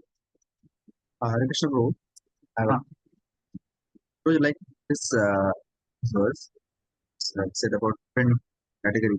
One is the mystic yogi, he attains some powers by some process. Another is हाँ, the devotional service, the devotees of the Lord. So here uh, uh, there is an example of Draupadi and Amrish Maharaj is given, and by like out by saying outside day, it seems that Amrish Maharaj is also having kind of mystic power, but not directly he has attained it. Lord has helped, but like for example, like Prahlad Maharaj and Kushbu also, Kushbu is thinking that Prahlad Maharaj has some mystic power. So nobody can like hurt him when he is trying. It seems that he has mystic power, but doesn't have. But Lord is actually protecting. So, like somebody is trying through attaining artificial or by doing himself. Another part is that devotees are doing by surrendering the Lord. So one may say like why the devotees are not trying like other mystic yogis. Why they are not trying by himself? Why they are only rely on the Lord? तो भक्त लोग खुद से प्रयास क्यों नहीं करते हैं, पावर के लिए क्यों भगवान पे निर्भर करते हैं? क्यों? उनको जरूरत नहीं, उनकी जरूरत नहीं। उल्टा क्या होता है, कई बार भक्त लोग सोच सकते हैं कि ठीक है भाई, थोड़ी योग पावर ले सकते हैं और उसको फिर भगवान की सेवा में यूज करेंगे। तो ये भी एक अच्छा सोल्यूशन है। तो हम फिफ्थ कैंटो में पढ़ेंगे। तो फिफ्थ कैंटो में वो प्रसंग आता है कि जब सारी योगिक शक्तियां ऋषभदेव के समक्ष और उनसे प्रार्थना करती हैं कि आप हमको ग्रहण। ऋषभदेव मना कर देते। तो परीक्षित महाराज भी पूछते हैं, बोले ऐसा क्यों किया उन्होंने? भला योगिक शक्तियों को ग्रहण करने में क्या त्रुटि है, क्या गलती है? तो वो उसका उत्तर देते हुए कहते हैं कि जैसे आप शेर को कितना भी पालतू क्यों ना बना लें, लेकिन हमेशा सावधान रहना चाहिए। किसी समय शेर का दिमाग खराब हो गया, वो आप पे अटैक करके आपको खत्म कर सकता है। तो उसी तरह से वो बताते हैं कि जो हमारा मन है वो शेर की तरह है। तो हो सकता है हम उसको यूज कर रहे हैं भगवान की सेवा, भगवान की सेवा, भगवान की सेवा, बट एक मोमेंट ऐसा हो सकता है कि सडनली हम उसको इंद्रिय तृप्ति के लिए यूज करने लगते हैं और भटक जाते हैं। तो वो जो दिक्कत है उसकी वजह से दिक्कत हो जाती है। जैसे नॉर्मल डिवोटी अगर देखा जाए जो जिसके बाद ज्यादा पोस्ट पोजिशन पावर ये सब नहीं है, उसके लिए कई बार डेविएट होना थोड़ा मुश्किल होता है। क्यों मुश्किल होता है? क्योंकि कुछ भी वो गड़बड़ करेगा 10 लोग पकड़ने के लिए। क्या प्रभु जी आज तिलक नहीं लगाया, आज तिलक नहीं लगाया? अगर आप प्रोग्राम में जाते हैं मिल से, तो आपको लगना है, हाँ भाई तिलक लगा लेते। हम्म। या फिर कोई बाहर खाता है और कोई बाकी डिवोटी पकड़ लेता है, अरे प्रभु जी हमने आपको देखा था वो होटल के सामने बैठे हुए थे, 4 लोग 6 लोग बोलते हैं अरे, तो उनको लगता है अरे यार कुछ गड़बड़ नहीं कर सकते।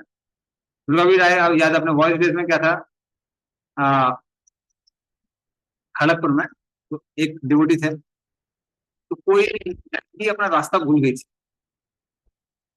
तो वो डिवोटी ने थोड़ा सा उसको गाइड कर दिया कि ऐसे ऐसे जा।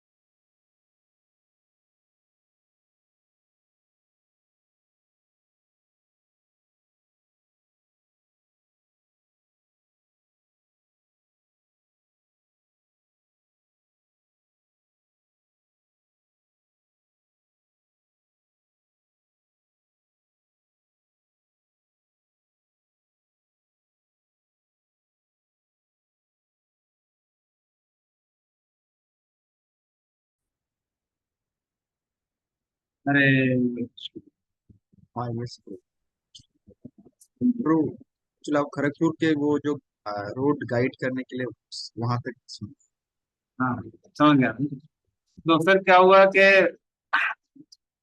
मैंने आगे वॉइस अथॉरिटी को कंप्लेन किया कि वो प्रभु जी किसी माता के साथ घूम रहे थे, तो आप थोड़ा सा रिसर्च कर सकते हैं। तो बोला रिसर्च हो चुकी है ऑलरेडी, 20-25 लोग मेरे हमको कंप्लेन कर चुके हैं। और बाद में पता लगा वो प्रभु जी से पूछ भी चुके थे, तो उन्होंने बताया कि वो लड़की जो थी, आईटी कैंपस बहुत बड़ा है, 2300 एकड़ का है, तो वो रास्ता भूल गई थी, तो थोड़ा सा वो बता रहे थे उसको।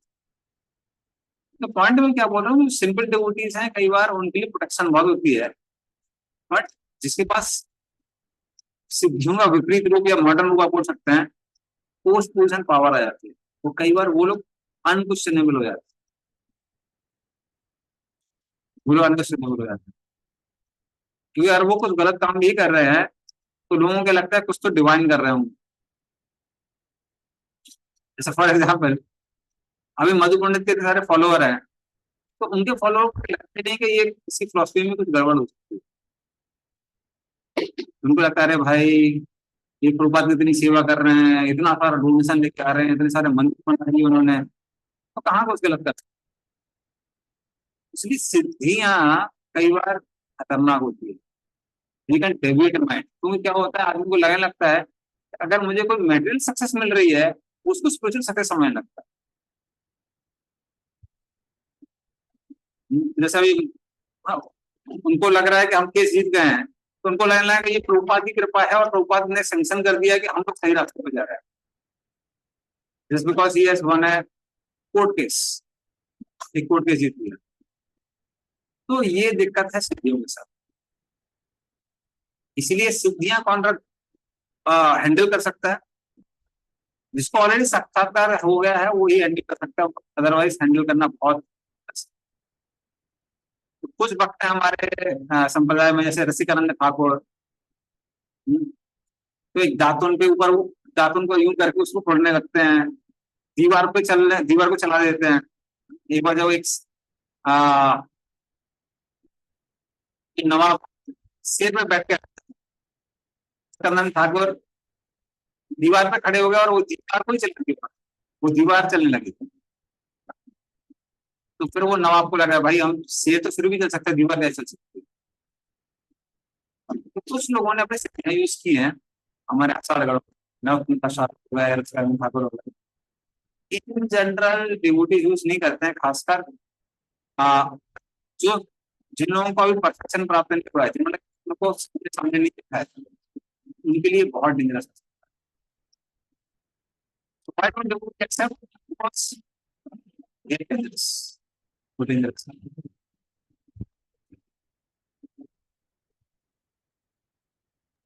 प्रभु जी, केस अगर हम लोग जीते होते तो हम लोग भी तो यही सोचते हैं कि प्रभुपाद की कृपा है। हाँ नहीं देखिए कैसा है क्योंकि अपने लाइफ में पर्सनली इतने साल के बाद मैंने देखा हुआ है कि जहां तक मेटेरियल सक्सेस की बात होती है तो भले ही हम लोग कुछ भी बोलेंगे, हाँ प्योरिटी द फोर्स ये वो, बट रियलिटी है कि कई बार मेटेरियल एक्सपर्टीज बहुत मैटर करती है। आप किस चीज में तो मैनेज करने में कितने एक्सपर्ट हैं वो ज्यादा मैटर कर जाता है। तो रियली अगर आपको इसके डिवोशन देखना है, इट टेक्स ईयर्स, कई सालों तक आप लगातार देख रहे हैं कि व्यक्ति का श्रवण कीर्तन बस उसके पास वो जेन्युइन कंपैशन है कि वो और भी लोगों को श्रवण कीर्तन करवाना चाहता है, तब समझ में आता है कि ये शुद्ध भक्ति। अदरवाइज एक सुपरफिशियल लुक से कई बार हम चीजों को जज नहीं कर सकते। इसलिए पर्सनली मैं भी उन लोगों पे, उन भक्तों पे ज्यादा ट्रस्ट करता हूँ। पर्सनली मैंने देखा है कि उन लोगों को, कुछ भक्त हैं जिनको सालों से चला आ रहा है कि डेली डेली वो हरिनाम और हरिकथा के पास लेते रहते हैं 24 घंटा। एक दिन दो दिन के पूरे इतने साल हो गए हैं तो क्या करना। तो ऑटोमेटिकली क्या होता है कि समझ में आता है कि हाँ ये शुद्ध भक्त है, क्योंकि ये कृष्ण को इतने लंबे समय तक धारण कर सकता है। अदरवाइज मैटेरियली तो हम कभी नहीं बोल सकते। अगर मैटेरियली अगर हम देखेंगे तो आप बोलेंगे मैत्री मुनि ने क्या संवाद किया, एक ही ऑडियंस था विदुर। कपिल देव की एक ही ऑडियंस थी, देवहूति माता देवहूति। तो उससे हम लोग वो सक्सेस नहीं देख सकते। एंड जैसे मैं बता रहा, ये सब ऐसा कई बार सिर्फ स्पिरिचुअल फील्ड में नहीं, मेटल फील्ड में भी होता है। जहां भी प्योरिटी की बात करती हैं उस प्योरिटी को अप्रिशिएट करने वाले लोग कम होते हैं। प्योर म्यूजिक है, प्योर इंस्ट्रूमेंटल म्यूजिक को सुनने के ऑडियंस बहुत कम होता है। वो जो तड़क भड़क वाला फालतू का म्यूजिक रहता है उसको सुनने के लिए लाखों लोग आ जाते हैं। सेम चीज भक्ति के लिए, जहां आप चुटकुले उटकुले सुनाएंगे, हंसी मजाक करेंगे, थोड़ा डांस वांस करा देंगे, ऑडियंस भरा पड़ा। जैसे ही आप प्योर मैसेज देना चालू करते हैं आपको आप ऑडियंस कम होता है। जब लॉकडाउन चल रहा था तो एनीवे यहाँ मैं नाम भी ले सकता हूँ क्योंकि दैट डिवोटी वेरी डियर, चरण प्रोग्राम उसमें ज्यादा लोग नहीं आ रहे थे प्रोग्राम में। पर जिन प्रोग्राम से भक्त लोग हंसी मजाक ये सब करते हैं उनके पहले ऑडियंस 200 300 है। कई बार कुछ नए नए भक्त हैं, दे वर गेटिंग मोर ऑडियंस, क्योंकि उनको पता है कि ऑडियंस को पसंद है तो उस तरह से प्रेजेंट करना उनको आता है। इसलिए जैसे ही आप अपना क्लियर मैसेज देते हैं उतना ऑडियंस नहीं मिलता, so it is not very good mark. ठीक है, चलिए।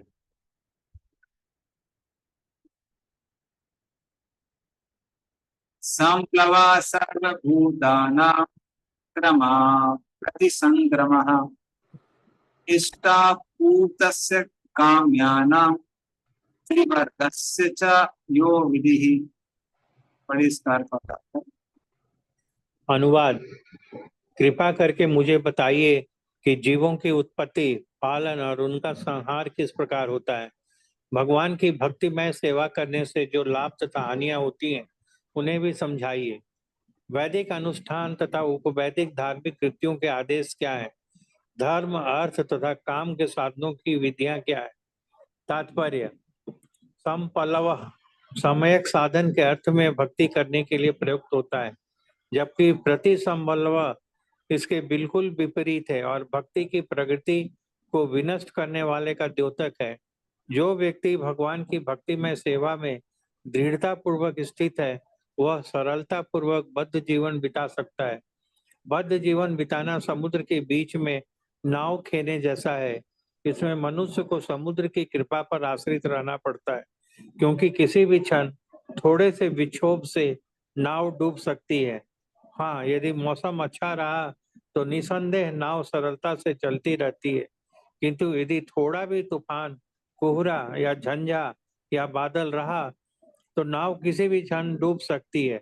कोई कितना ही साधन संपन्न क्यों न हो, वह समुद्र की तरंग को नियंत्रित नहीं कर सकता। जिन्होंने जलयानों के द्वारा समुद्र पार किया है उन्हें समुद्र की कृपा पर निर्भर रहने का पर्याप्त अनुभव होगा, किंतु भगवत कृपा से भव सागर को बिना झंझा या कोहरे के भय के सरलता से पार किया जा सकता है। यह सब भगवान की इच्छा पर निर्भर करता है। यदि बद्ध जीवन में कोई दुर्भाग्यपूर्ण खतरा उत्पन्न हो जाए तो कुछ नहीं कर सकता, कोई कुछ नहीं कर सकता, किंतु भगवान के भक्त भव सागर को चिंता रहित होकर पार कर लेते हैं, क्योंकि भगवान उनकी सदैव रक्षा करते हैं। भगवत गीता 9.13। भगवान अपने भक्तों के भौतिक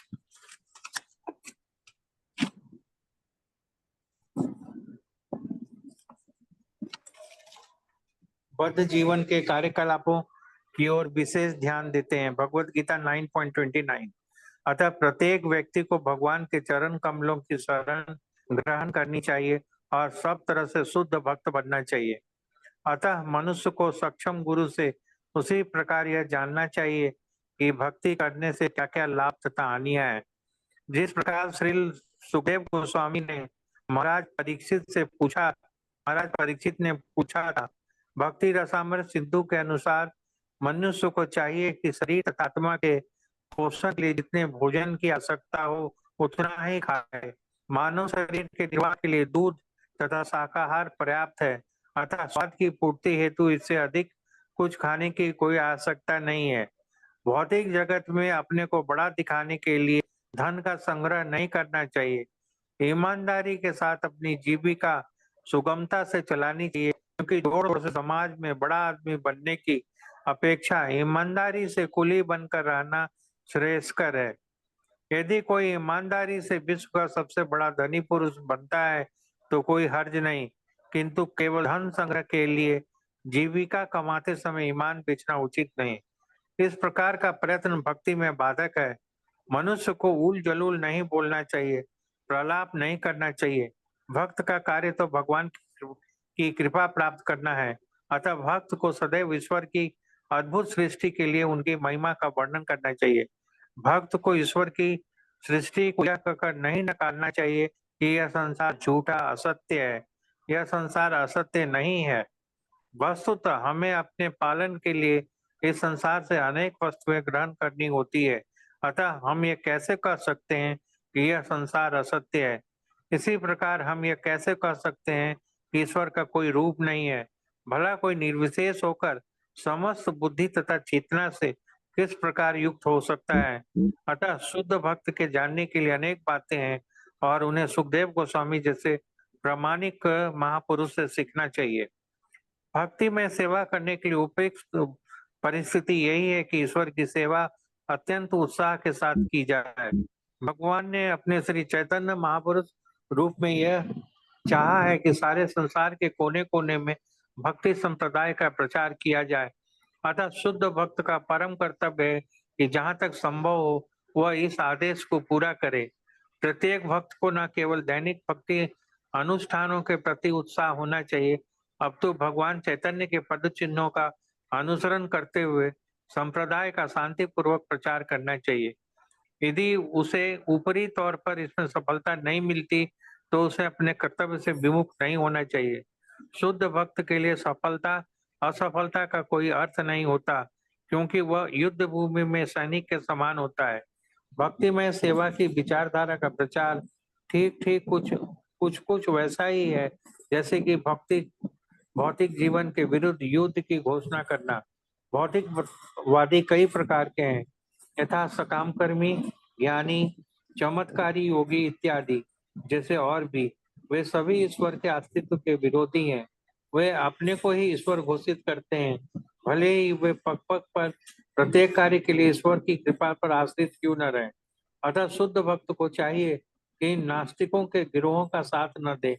भगवान का सबल भक्त अभक्तों के ऐसे नास्तिकता के प्रचार से कभी गुमराह नहीं होता, किंतु नवदीक्षित भक्त को इनसे बहुत सतर्क रहना चाहिए। भक्त को प्रामाणिक गुरु के पथ प्रदर्शन में ठीक से भक्ति करनी चाहिए, मात्र औपचारिकताओं से नहीं चिपके रहना चाहिए। प्रामाणिक गुरु के निर्देशन में यह देखना चाहिए कि कितनी भक्तिमय सेवा की जा रही है, मात्र अनुष्ठान के संबंध में नहीं। भक्त को किसी वस्तु के पीछे नहीं दौड़ना चाहिए, वरन भगवान की इच्छा से जो प्राप्त हो उसी से संतुष्ट रहना चाहिए। भक्ति में जीवन का यही सिद्धांत होना चाहिए। ऐसे सभी सिद्धांत सुखदेव गोस्वामी जैसे गुरु के निर्देशन में सरलता से सीखे जा सकते हैं। महाराज परीक्षित ने सुखदेव जी से ठीक ही पूछा और मनुष्य को उनके इस उदाहरण का अनुकरण करना चाहिए।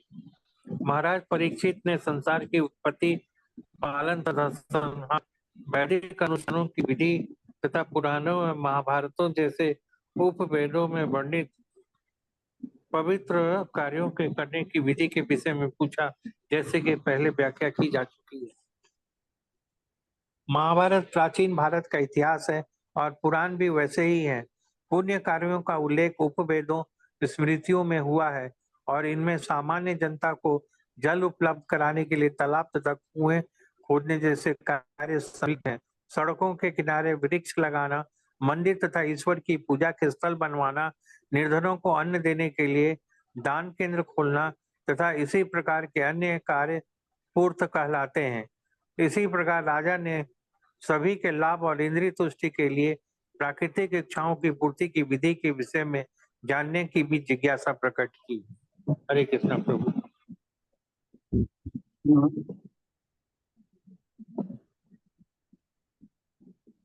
प्रभु कहते हैं कि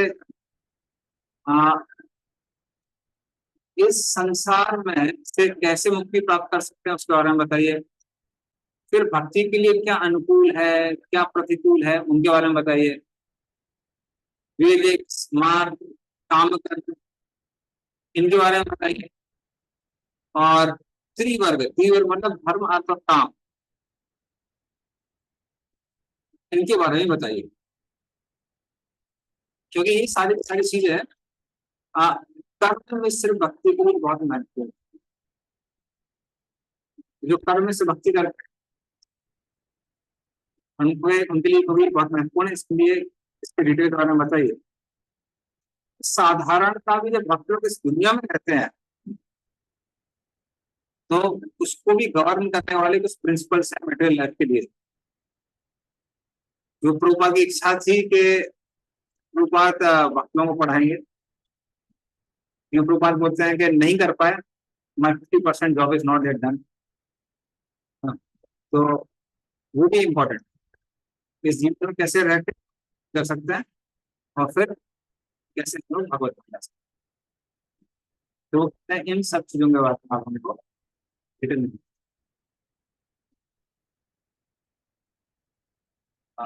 नेक्स्ट होगा।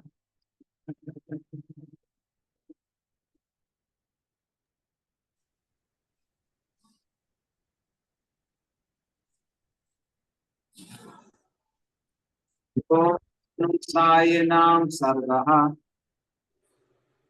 पाषण्डस्य च संभवः आत्मनो बंध मोक्षो च व्यवस्थानां स्वरूपतः।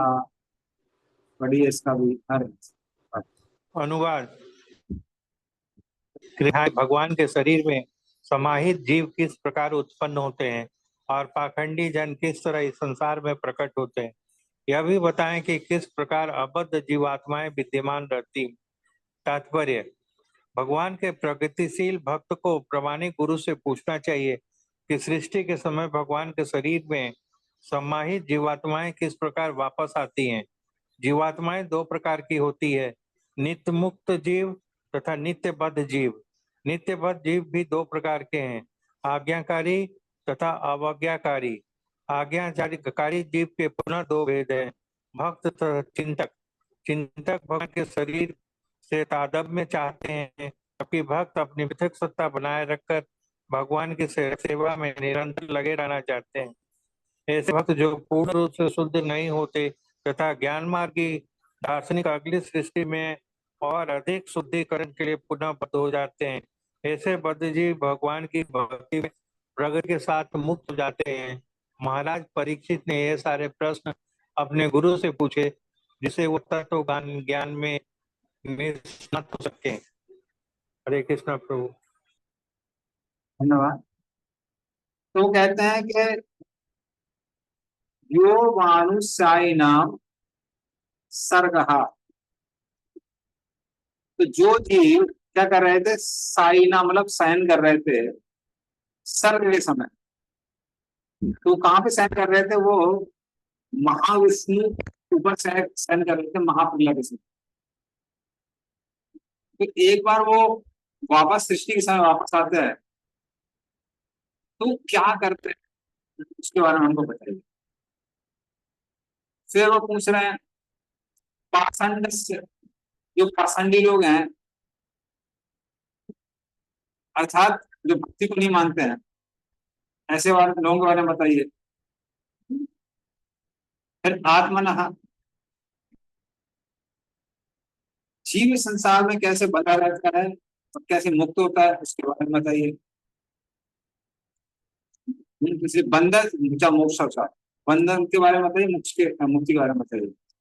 तो प्रभुपाद बताते हैं कि कुछ मुक्त जीव होते हैं, कुछ बद्ध जीव होते हैं,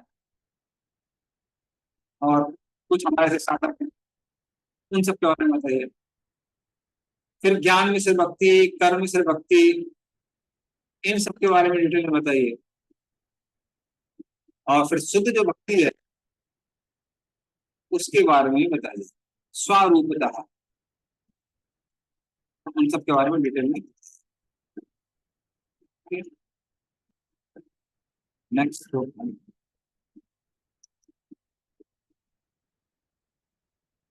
यथात्मतंत्रो भगवान विक्रीडति आत्ममायया, विसृज्य वा यथा माया उदास्ते साक्षिवत् विभुः। अनुवाद: स्वतंत्र भगवान अपनी अंतरंगा शक्ति से अपनी लीलाओं का आस्वादन करते हैं और प्रलय के समय वे इन्हें बहिरंगा शक्ति को प्रदान कर देते हैं और स्वयं साक्षी रूप में बने रहते हैं। तात्पर्य: भगवान श्री कृष्ण पूर्ण पुरुषोत्तम भगवान होने तथा समस्त अन्य अवतारों के स्रोत होने के कारण वे ही एकमात्र स्वतंत्र पुरुष हैं। वे अपनी इच्छानुसार सृष्टि तथा लीलाओं का आस्वादन करते हैं और प्रलय के समय इन्हें बहिरंगा शक्ति को प्रदान कर देते हैं। केवल अंतरंगा शक्ति से ही वे पूतना का वध करते हैं, यद्यपि वे माता यशोदा की गोद में लीलाएं करते हैं। जब वे संसार से प्रयाण करना चाहते हैं तो वे अपने ही वंश यदुकुल के संहार की लीला जाते हैं और ऐसे विनाश से अप्रभावित बने रहते हैं। जो कुछ घटित हो रहा है वे उसके साक्षी हैं, तो भी उससे उन्हें कुछ लेना देना नहीं। वे सब प्रकार से स्वतंत्र हैं। शुद्ध भक्त को यह सब अच्छी तरह जानना चाहिए, इसलिए महाराज परीक्षित ने पूरी तरह जान लेने की जिज्ञासा प्रकट की। हरे कृष्णा प्रभु।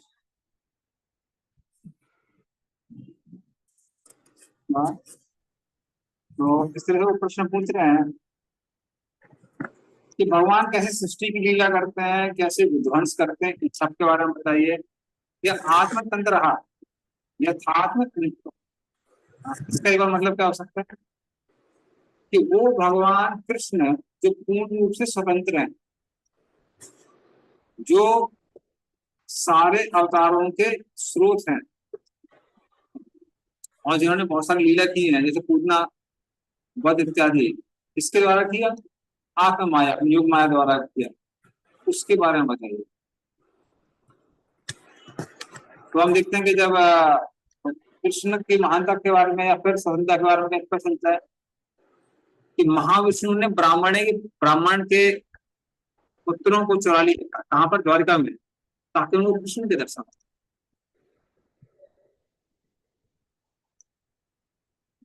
तो इससे समझ में आता है कि ऐसे कृष्ण ही हैं जो सारे अवतारों के स्रोत है। और परीक्षित महाराज कह रहे हैं कि हम उन सब के बारे में जानना चाहते हैं। नेक्स्ट श्लोक 24। सर्वम एतच्च भगवान पृच्छतो मे अनुपूर्वशः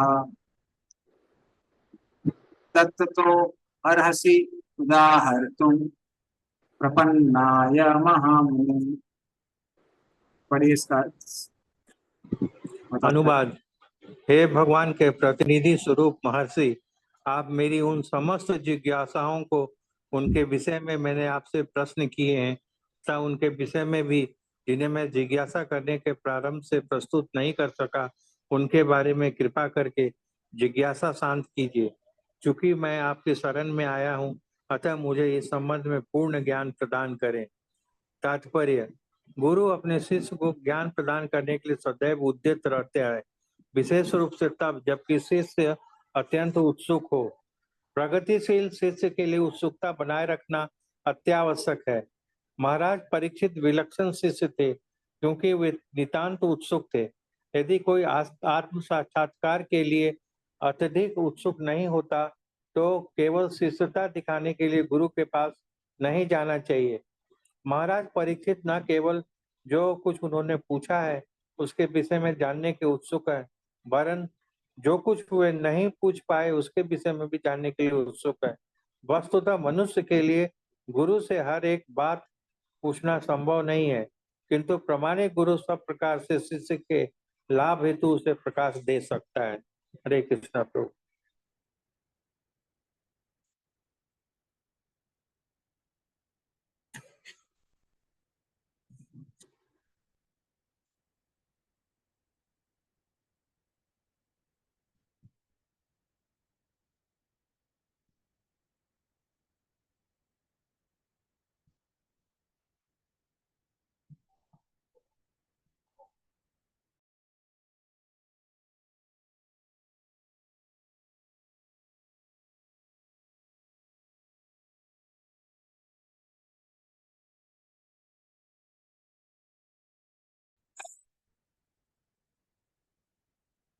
और तो वो क्या बोल रहे हैं, कह रहे हैं कि उनके प्रश्नों को एंड होता है, फिर वो बोलते हैं कि जो जो मैंने अभी तक आपसे पूछा है सबके बारे में आप बताइए, और जो मान लीजिए हम नहीं पूछ पाए सीक्वेंस में, तो उनके बारे में ही बताइए। क्यों बताइए? प्रपन्नाय महामुने, क्योंकि मैं आपके शरणागत हूँ। तो ऐसा नहीं का वही बताइए जो हमने पूछा है, जो भी मेरे भले के लिए पूछे तो वो आप मुझे बताइए। और ये एक शिष्य के या फिर एक स्टूडेंट के बीच में तो पता है कि मुझे पता नहीं है पूर्ण रूप से मेरे लिए अच्छा क्या है, मैं कुछ जिज्ञासा कर सकता हूँ, बट गुरु को पता है कि मेरे लिए क्या अच्छा है, और जो मेरे लिए अच्छा है वो बिना जिज्ञासा के भी उसको बताएगा। इस तरह से वो आगे रहेंगे। कृपया करके आप मुझे बताएं। नेक्स्ट लोग, अत्र प्रमाणम ही भवान परमेष्ठी आत्मभू परे चानुतिष्ठन्ति पूर्वेषां पूर्व जय कृतम। बताइए इसका अर्थ पता है? अनुवाद। हे महर्षि, आप आदि प्राणी ब्रह्मा के तुल्य हैं। अन्य लोग केवल प्रथा का पालन करते हैं, जिस प्रकार पूर्ववर्ती दार्शनिक चिंतक किया हैं। तात्पर्य: यहाँ यह दलील रखी जा सकती है कि सुखदेव गोस्वामी ही अध्यात्म संबंधी पूर्ण ज्ञान के एकमात्र अधिकारी नहीं, अनेक अन्य मुनि तथा उनके अनुयायी भी अधिकारी हैं। व्यासदेव के समकालीन अथवा उनसे भी पूर्व अनेक महर्षि हैं तथा गौतम, कणाद, जैमिनी, कपिल तथा अष्टावक्र और इन सभी ने अपने अपने दार्शनिक मार्ग प्रस्तुत किए हैं। पतंजलि भी इनमें से एक है। इस प्रकार इन 6 ऋषियों की आधुनिक दार्शनिक तथा चिंतकों के समान अपनी अपनी विचारधाराएं हैं। श्री सुखदेव गोस्वामी तथा उपयुक्त 6 ऋषियों के दार्शनिक मार्गों में एक अंतर है कि जहाँ 6 ऋषि अपने चिंतन के अनुसार तथ्यों का वर्णन करते हैं, वहीं श्रीमद् भागवत में सुखदेव गोस्वामी प्रत्यक्ष ब्रह्मा से प्राप्त ज्ञान को प्रस्तुत करते हैं, जिन्हें आत्मभू कहा जाता है, अर्थात वे जो सर्वशक्तिमान भगवान से जन्मे हों और उन्हीं से सिद्ध किए हुए हों। वैदिक दिव्य ज्ञान का अवतरण सीधे भगवान से होता है। भगवत कृपा से ब्रह्मांड के प्रथम जीव ब्रह्मा जी को ज्ञान प्राप्त हुआ। ब्रह्मा से नारद को और नारद से व्यास को ज्ञान मिला। सुखदेव गोस्वामी ने इस दिव्य ज्ञान को सीधे अपने पिता व्यासदेव से प्राप्त किया। इस प्रकार शिष्य परंपरा से प्राप्त ज्ञान परिपूर्ण है। जब तक कोई शिष्य परंपरा से ज्ञान प्राप्त नहीं करता, तब तक वह पूर्ण रूप से गुरु नहीं बन सकता। दिव्य ज्ञान प्राप्त करने का यही रहस्य है। भले ही उपयुक्त 6 ऋषि महान चिंतक हो, किंतु चिंतन द्वारा प्राप्त उनका ज्ञान पूर्ण नहीं है। दार्शनिक मत प्रस्तुत करने में कोई ज्ञान मार्गी चाहे कितना ही पूर्ण क्यों ना हो, ऐसा ज्ञान कभी भी पूर्ण नहीं होता, क्योंकि वह अपूर्ण मस्तिष्क मन की उपज होता है। ऐसे ऋषियों की विशिष्ट परंपराएं होती हैं, किंतु ये प्रामाणिक नहीं होती, क्योंकि वे स्वतंत्र पूर्ण पुरुषोत्तम भगवान नारायण से प्राप्त नहीं है। नारायण के अतिरिक्त कोई भी स्वतंत्र नहीं हो सकता, अतः किसी का भी ज्ञान पूर्ण नहीं है, क्योंकि हरेक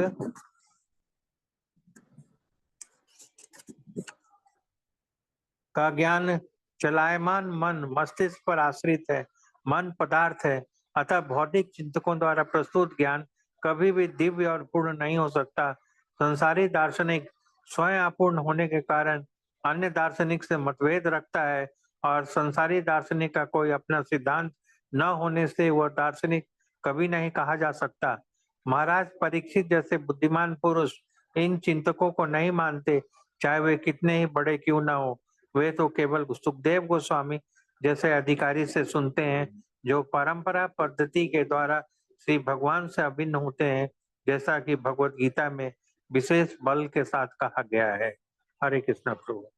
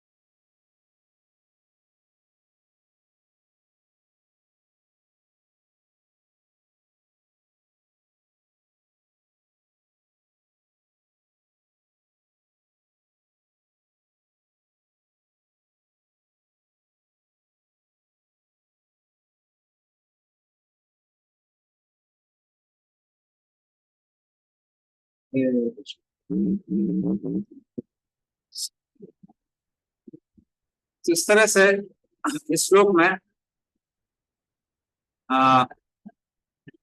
वशिष्ठ महाराज उनको कहते हैं आप इन सब विषयों के बारे में बताइए। तो देव गोस्वामी कहते हैं अरे ये सारी चीजों के बारे में तो आप इतने सारे साधु सन्यासियों से सुन चुके हैं, आप बचपन से भक्त हैं, इतने लोगों से सुन चुके हैं, मुझे बताने की आवश्यकता है। तो वो क्या कहते हैं श्लोक में कि सारे संत यहाँ एकत्रित है, लेकिन आप कौन है? आप अथॉरिटी है। इसलिए ये सारी चीजें मैं आपसे सुनना चाहता हूं, क्योंकि जिस प्रकार ब्रह्मा जी को भगवान से शक्तियां प्राप्त हुई थी, कृपा प्राप्त हुई थी, इसके कारण ब्रह्मा जी जो भी बोलते हैं गलत नहीं हो सकता है। ना मारती में हम लक्ष्य थे, हम श्लोक पढ़ चुके हैं, जो वो बोलते हैं गलत नहीं होता है। तो उसी तरह से आपको भी भगवान की शक्तियां प्राप्त है, इसीलिए आपको सारे वेदों का अर्थ मालूम है। बाकी लोग तो अपने ज्ञान के अनुसार बोलते हैं, बट आपको भगवान की कृपा प्राप्त, तो इसलिए आप उसको बताइए। और फिर वो देखते हैं सुखदेव गोस्वामी के मुंह में चेहरे पे कंसर्न दिखाई दे रही है, इन्होंने खाया नहीं है, पिया नहीं है, इतना। तो वो देखकर वो अगला श्लोक न मे असवः परायन्ति ब्रह्मन् न स्नादमि पिबतो अच्युत पीयूषां तद्वाक् अब्धि विनिष्टम्। पढ़िए इसको। अनुवाद। हे विद्वान ब्राह्मण, अच्युत भगवान की कथा के अमृत का जो आपकी वाणी रूपी समुद्र से बह रहा है, मेरे द्वारा पान करने से मुझे उपवास रखने के कारण किसी प्रकार की कमजोरी नहीं लग रही। तात्पर्य: ब्रह्मा, नारद, व्यास तथा सुखदेव गोस्वामी की शिष्य परंपरा अन्यों से विशेष रूप से भिन्न है। अन्य मुनियों की शिष्य परंपराएं समय की बर्बादी जैसी है, क्योंकि वे अच्युत कथा से विहीन है। कारण तथा तर्क के द्वारा चिंतक अपने अपने सिद्धांतों को अच्छी तरह से प्रस्तुत कर सकते हैं, किंतु ये कारण तथा तर्क अचूक नहीं होते, क्योंकि उनसे उत्तम अन्य चिंतकों द्वारा वे परास्त कर दिए जाते हैं। महाराज परीक्षित को चंचल मन के शुष्क चिंतन के प्रति तनिक भी रुचि नहीं थी। वे तो भगवत कथा में रुचि रखते थे, क्योंकि उन्हें लगा कि सुखदेव गोस्वामी के मुख से ऐसी अमृत कथा सुनने के कारण उन्हें कमजोरी का अनुभव नहीं हो रहा था, यद्यपि वे आसन्न मृत्यु के कारण अनशन कर रहे थे। कोई चाहे तो ऐसे चिंतकों को सुन सकता है, किंतु दीर्घ काल तक ऐसा नहीं चल पाता। मनुष्य ऐसे घिसे पिटे चिंतन को सुनकर शीघ्र ही ऊब उठेगा, और संसार का कोई भी व्यक्ति ऐसे व्यर्थ के चिंतन को सुनकर तुष्टि नहीं पाता। सुखदेव गोस्वामी जैसे महापुरुष से भगवान की कथा सुनते हुए कोई थकेगा नहीं, भले ही अन्य कारणों से वह छिन्न क्यों न हो चुका हो। श्रीमद् भागवत के कुछ संस्करणों में इस श्लोक की अंतिम पंक्ति का पाठ इस प्रकार है: अन्यत्र कुपिताद द्विचाद, जिसका अर्थ है कि राजा सर्पदंश के कारण सन्निकट मृत्यु के विचार से भाव विह्वल हो सकता है। सर्प भी द्विजन्मा होता है, और उसका क्रोध अज्ञानी ब्राह्मण बालक के शाप के तुल्य माना जाता है। महाराज परीक्षित मृत्यु से बिल्कुल भयभीत नहीं थे, क्योंकि उन्हें भगवत कथा में पूर्ण रूप से प्रेरणा प्राप्त हो चुकी थी। जो अच्युत कथा में पूर्ण रूप से निमग्न रहता है, वह इस जगत में किसी से भयभीत नहीं हो सकता। हरे कृष्ण प्रभु। धन्यवाद। तो उनको देख के वो क्या कहते हैं कि जब आप अर्थ बता रहे हैं तो मेरी चिंता मत करिए। हाँ परायंती, तो मैंने जल ग्रहण कर रहा हूँ ना अन्न ग्रहण, सोचिए कर दो। क्यों? मैं आपसे हरि कथा सुन रहा हूँ।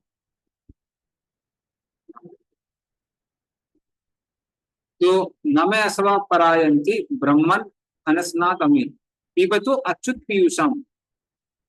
तो भगवान अच्युत का जो नेक्टर है, वो हरि कथा का नेक्टर है, अमृत है, उसका मैं पान कर रहा हूँ, इसलिए मैं विचलित नहीं हूँ। लेकिन मुझे एक चिंता है। क्या चिंता है? अन्यत्र विकास, इंद्रिय के कारण जो वो सांस आने वाला है, वो 7 दिन में ही आने वाला है। क्योंकि वो 7 दिन आने वाला है, तो मुझे 7 दिन का ही मेरे पास टाइम है हरि कथा का आस्वादन करने का। तो ये मत करिए हरि कथा के लिए, क्योंकि 7 दिन बहुत कम है और मैं एक भी सेकंड वेस्ट नहीं करना चाहता। और ये वक्त एक क्षण भी नहीं गंवाना चाहता है जिसमें वो हरि कथा, हरि नाम का आस्वादन है। तो वो दिखा रहे हैं यहाँ पे। और फिर अब सुखदेव गोस्वामी इसका उत्तर देना चालू किया 27।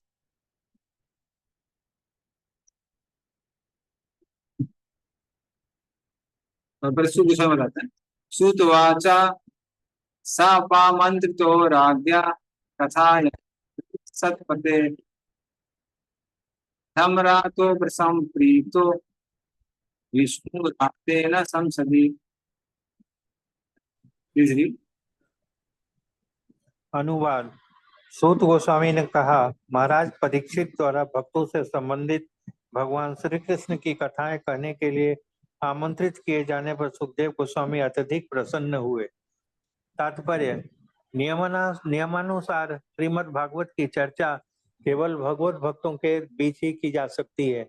जिस प्रकार भगवत गीता की आधिकारिक व्याख्या श्री कृष्ण तथा अर्जुन क्रमशः भगवान तथा भक्त के बीच हुई, उसी प्रकार श्रीमद् भागवत जो भगवत गीता का स्नातकोत्तर अध्ययन है की व्याख्या सुखदेव गोस्वामी तथा महाराज परीक्षित जैसे विद्वानों तथा भक्तों के बीच हो सकती है, अन्यथा अमृत का वास्तविक स्वाद नहीं चखा जा सकता। सुखदेव गोस्वामी महाराज परीक्षित से प्रसन्न थे, क्योंकि वे भगवान की कथाएं सुनने से तनिक भी नहीं हुए थे, अपितु वे उन्हें रुचि पूर्वक अधिकाधिक सुनना चाह रहे थे। मूर्ख व्याख्याकार वृथा ही भगवत गीता तथा श्रीमद् भागवत में अपना हाथ लगाते हैं, जबकि इन विषयों तक उनकी पैठ नहीं है। अभक्तों को इन दोनों सर्वश्रेष्ठ वैदिक ग्रंथों में दखल देने से कोई लाभ नहीं मिलेगा। अतः शंकराचार्य ने श्रीमद् भागवत का भाष्य करने में हाथ नहीं लगाया। श्रीपाद शंकराचार्य ने अपने भगवत गीता के भाष्य में श्री कृष्ण को पूर्ण पुरुषोत्तम भगवान के रूप में स्वीकार किया है, किंतु बाद में उन्होंने निर्विशेषवादी दृष्टि से टीका की है। किंतु अपनी स्थिति से अवगत होते हुए भी उन्होंने श्रीमद् भागवत की टीका नहीं की। फिर सुखदेव गोस्वामी को श्री कृष्ण का प्रश्रय प्राप्त था। देखें ब्रह्म वैवर्त पुराण, इसलिए उन्हें ब्रह्म रात कहा गया है। श्रीमान परीक्षित महाराज को विष्णु रात कहा जाता है, क्योंकि उन्हें भगवान विष्णु का संरक्षण प्राप्त था। भगवत भक्त के रूप में वे भगवान द्वारा सदैव संरक्षित रहते हैं। इस संबंध में यह भी स्पष्ट है कि विष्णु रात को और किसी से न सुनकर ब्रह्म रात श्रीमद् भागवत सुननी चाहिए, क्योंकि अन्य लोग दिव्य ज्ञान को ठीक से प्रस्तुत नहीं करते और इस तरह मूल्यवान समय को नष्ट करते हैं। हरे कृष्ण प्रभु।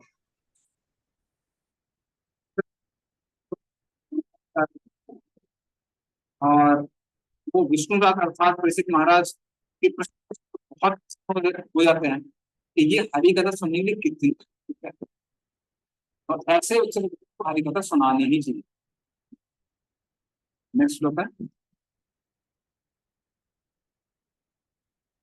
और कृपा तात्पर्य में लिखते हैं कि कैसे शंकराचार्य ने भी भागवत में कमेंट्री नहीं की, क्योंकि भागवतम इतना ज्यादा डायरेक्टली भगवान के लीला के बारे में बताती है तो उसको मिस इंटरप्रेट करना आसान है, इसलिए उन्होंने भी भागवतम पर कमेंट्री दी।